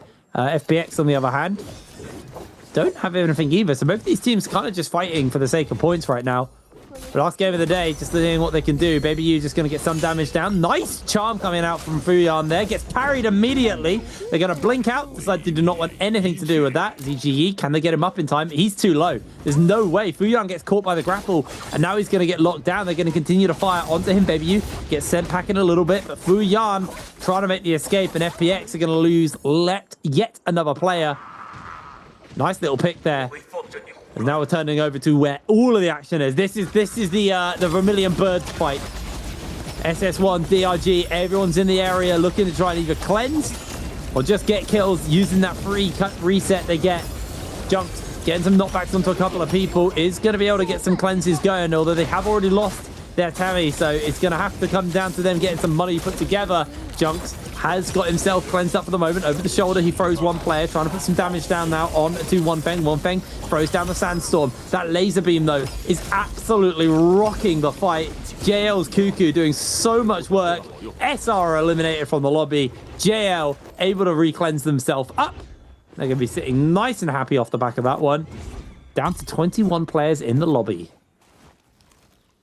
20 players left, 6 in the soul, and SS1 having a monster game. And this is where like saving your points ends up being very, very clutch. Knowing that this last day on Perdoya, the Viper's going to be coming out, having that Matari counter ends up being super, super big. Now, what I was wondering too is Siphon's actually notoriously always done well versus Viper actually. It's just because Temmie has his F where he can iframe the actual stun. Now, V3 ends up being a little bit trickier, and I'm wondering how the V3 change in the future will change this matchup. But as long as one person on the Siphon team, Syra, Temmie, or Takeda don't get stunned, all three of their ultimates are very, very good at splitting up that focus attack pressure. Now, if the whole Viper team has range, that's another story altogether. It's still definitely like a lost art when it comes to stunning that way, just because most teams are running some type of variation of F2 Viper into V3 silence instead of that traditional kick into a 5-second stun. But for some reason, every single Worlds, when you think that meta is done with Viper, it always comes back. It's just throughout the year, everyone prefers playing this more Ooga Booga version with the nuking F2 anti-heal. Now we're going to get SS1 versus OA. Wait, it was FPX on the outside. SS1 was just shopping. They're just lobbing in hits over here. But OA's Tut with the Viper and that V3 instantly execute Kiki right there. And then they're out of here. One kill and they're done. SS1 just witnessed a murder. Like, what? Someone call the police. We got to clean up on aisle 3. V3 Viper just with the drive-by. And again, the V3 Viper sees Matari, and they're just out. They're looking for the other teams that are vulnerable. Oh, no. Baby U is going to get taken down. He is going to get ported out. Will they get the res right here, SS? Are they going to do an armor swap? Now, KLA, YZG, you were always the best Viper teams I'd always seen in the league. Now, GG also a close second. Most people don't really know GG for their Viper, but they actually are one of the best Viper teams based on the stats. Now, we are going to get a matchup, SS1 versus JL, and they're both equally geared. Yeah, very, very set up here. JL running that Sand Siphon. Can't see exactly what SS1 are going to be rocking. Immediately looking to put some damage down. I think that's a Zycom. We're going to get some damage off as Knockup comes in. Massive meteor lands on to XX1. He's losing all of his armor. Has to pop the through Ren shove now. Gets one down. Gets a bit more damage off. The laser beam putting some damage out. Back into the sandstorm. He's going to look for the bow. Juan picked up nice and easy. Potting now inside that sandstorm. Going to throw out a through Ren shove. Juan loses a bit of HP. XX1 could pot again if he needs to, but Juan's going to jump into him. Gets caught by the uppercut and dunked by the pole sword. So much control coming out from JL. They just control the whole area. Water pin. XX1, no more Furen shoves, but he just has the man advantage with his team. The Wisp did catch, actually, right at the tail end, so we're just going to cut over to DRG, taking on WZ. WZ, fresh off a big game, getting those charges down though. We can see the Justina freeze is just locking everybody in place. WZ, it's not even close. DRG just rolled them. Yeah, DRG has been cooking with this composition. The Feria, Justina, Syra. I don't know. I feel like this comp definitely has some options here, but it's definitely on the back of that Justina. Justina is making some very, very clean plays to keep up the momentum and keep up the pressure. We keep seeing this. We keep seeing the Viper teams going around shopping, trying to pick off the right teams, and we are down to 25 players in the lobby. Viper teams kind of giving each other the head nod that, hey, we're not really going for each other next. Let's clear out the lobby of everything that doesn't look like us. But GG also lurking around, seeing BBE. And this is a tough part of being a Viper composition. When you see that Wu Chen port go out, it's why you don't really want to attack other Viper compositions, because all you really do is burn each other's cooldowns and make each other vulnerable. Because when you port out, another Viper team will follow you and try to finish you off knowing that you don't have port out, and vice versa. It just makes you both vulnerable. Why not just wait, dump your cooldowns into another team, then Wu Chen port out, and both of you just end up benefiting, is how most people end up playing it. Now we do Have one of the Siphon Steams with that Draco Storm. Cuckoo's going to find a kill onto BBE's Claw. Roy Hehe now trying to get out of here. Draco Storm, an unwinnable matchup as they're chasing. And Cuckoo's going to cancel his ultimate just so he can grapple and chase down Roy Hehe. He's going to try to go ahead. Now, unfortunately for Roy Hehe, him and his teammate end up circling around this mountain and running into each other. But Roy Hehe is going to try to make some space. There's no reason for both of them to die right here. But Cuckoo is going to land the Cavalry Bloom, and ooh, from the top ropes, Roy Hehe flies from the top and lands into multiple folks' attacks and absolutely gets shredded. But his teammate NNE is going to survive to fight another day, but JL is going to continue their devastation and their walk across the map with 16 kills. It's looking like a full sweep for JL. What a wonderful day they've been having today. Very likely to be that 20 bomb there from JL. Big game. Puts them up to 100 points as well if they can get that under their belt. As WZ got to run back onto the map now. They've got the Yang debuff on, so they need to be pretty quick with it. The Karumi variant with a Zai instead of a Kylan. A lot of this comes down to just the points have been spent for WZ. SS1 though have found them, and they're going to be looking to go in for a fight. Both these teams just going to be looking to trade off. WZ going to see Louis go for a transform immediately, but a lot of health has already been lost. SS1 just looking to disengage. They know that WZ are going to have to chase. Water trying to make a breakaway. Louis can't quite catch on to him. Water pops the ultimate. It's now just going to start beaming down on to Louis. Can he get the damage down? Water just dodging and evading on all of those grabs, being a complete menace. That hand was very close to getting it, but it wasn't going to quite be enough there. As Louis losing a lot of HP, those stuns are going to start to come in, and this is where the Dazzle is so brutal. Finding themselves one kill. Water's able to sort his team up for the back of that one, but now JL sliding in to try and tidy this one up. We see BBE actually get evicted from the lobby in the middle of all of this scrapping and all of this fighting. JL, though, they want that 20 bomb. They're up to 17. They're 3 more kills away, and Juan looks pretty juicy to them. Pins him in place. They've got the Draco Storm. He throws the chain scythe down, but it's not going to be enough. That's 18 kills. 2 off, securing themselves a 20 bomb game here for JL. A tremendous end to the day for these guys. Yeah, that's before they possibly MVP and get this big multiplier. Now, SS1 finds a way to backtrack and rest his teammates. No, JL doesn't realize this, but will they try to trap on their way in? One of the finesses you can do if you know that you just killed someone in zone is seeing that number of total players go up again. There's a good chance that they double back, and that allows you to get more kills. And veteran play right here. OUG sniffs it out, waiting on the outside. They hold them in zone right here, now looking for it. Tesla ult's gonna be coming down. Zuan is gonna get hit by the Tesla ult, and now Baby U trying to make his way in. Unfortunately, he dives into the middle and gets hit on both sides. He does get a big parry right now, but Wuchen Port's gonna come out. SS doesn't want them to hard commit here.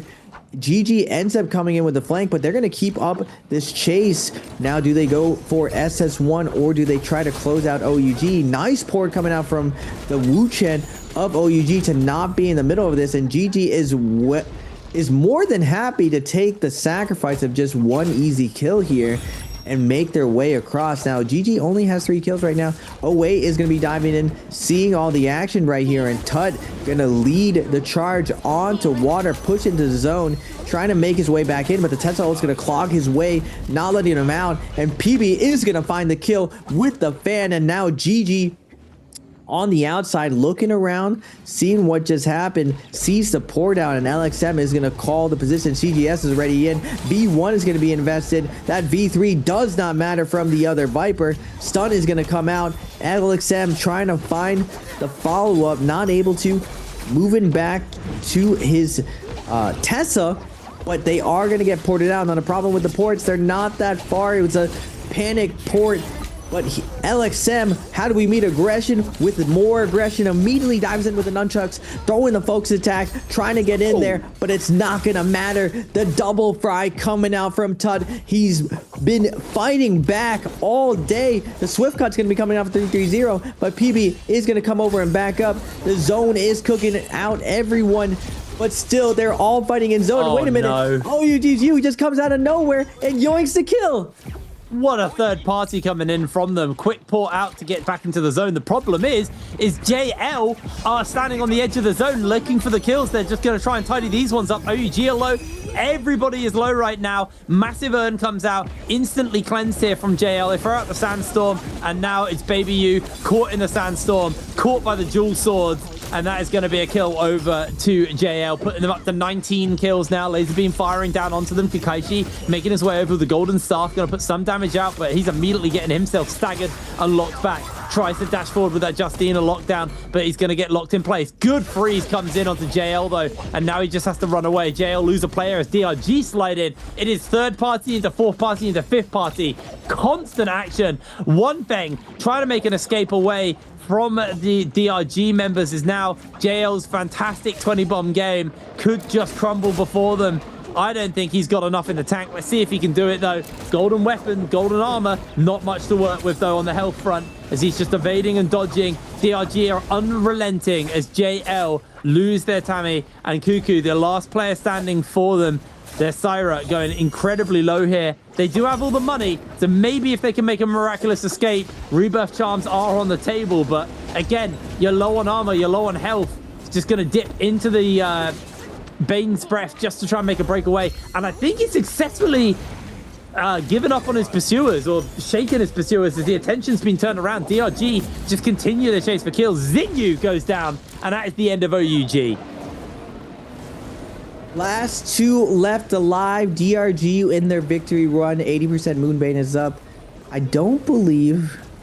Who is this? Oh, it looks like we have a solo from JL and a solo from OA Alive. A Wu Chen and a Syra. Who can outlast each other? If this game went to full close, there's a world where the Syra could maybe pull something off. But, I mean, let's be real. Cuckoo... He's not gonna make it for 5 minutes. DRG are hunting them down. They have the White Tiger's prowess.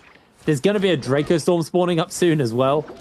And this is just like DRG can send one person to go capture the Spirit Well, and then the other two just to hunt down that last player. It is unfortunately going to be a little bit done for them, but DRG, for the first time in a long time in trios, we're going to see a lobby potentially end early as Cuckoo's taken down. JL's 20-bomb game is over, and it's a Wu Shen alone as well for PP, so he is not going to offer much. He's just going to try and deny kills at this point, but Dongjing's going to chase onto him. He's got the bow, just needs to land a clip. I think he hit it. PP's going to heal up. The rest of the team is just going to chase. Kakaishi goes in, and there it is. Nice little victory there for DRG. He hit him for sure. It's just he was in dodging animation, so it clanks. But it doesn't matter. Kakaxi found a little bit of chip damage. Nice job from DRG to steal that one away for the solos. Well, I believe they were at 13 kills. I don't think they have enough points. Oh, JL won. Yeah, JL had that 20 bomb going. They don't get the MVP. They misplayed that end game a little bit. There was a little bit of an ooga booga situation on the outside with the zone. Everyone ends up drowning each other out there. The Vipers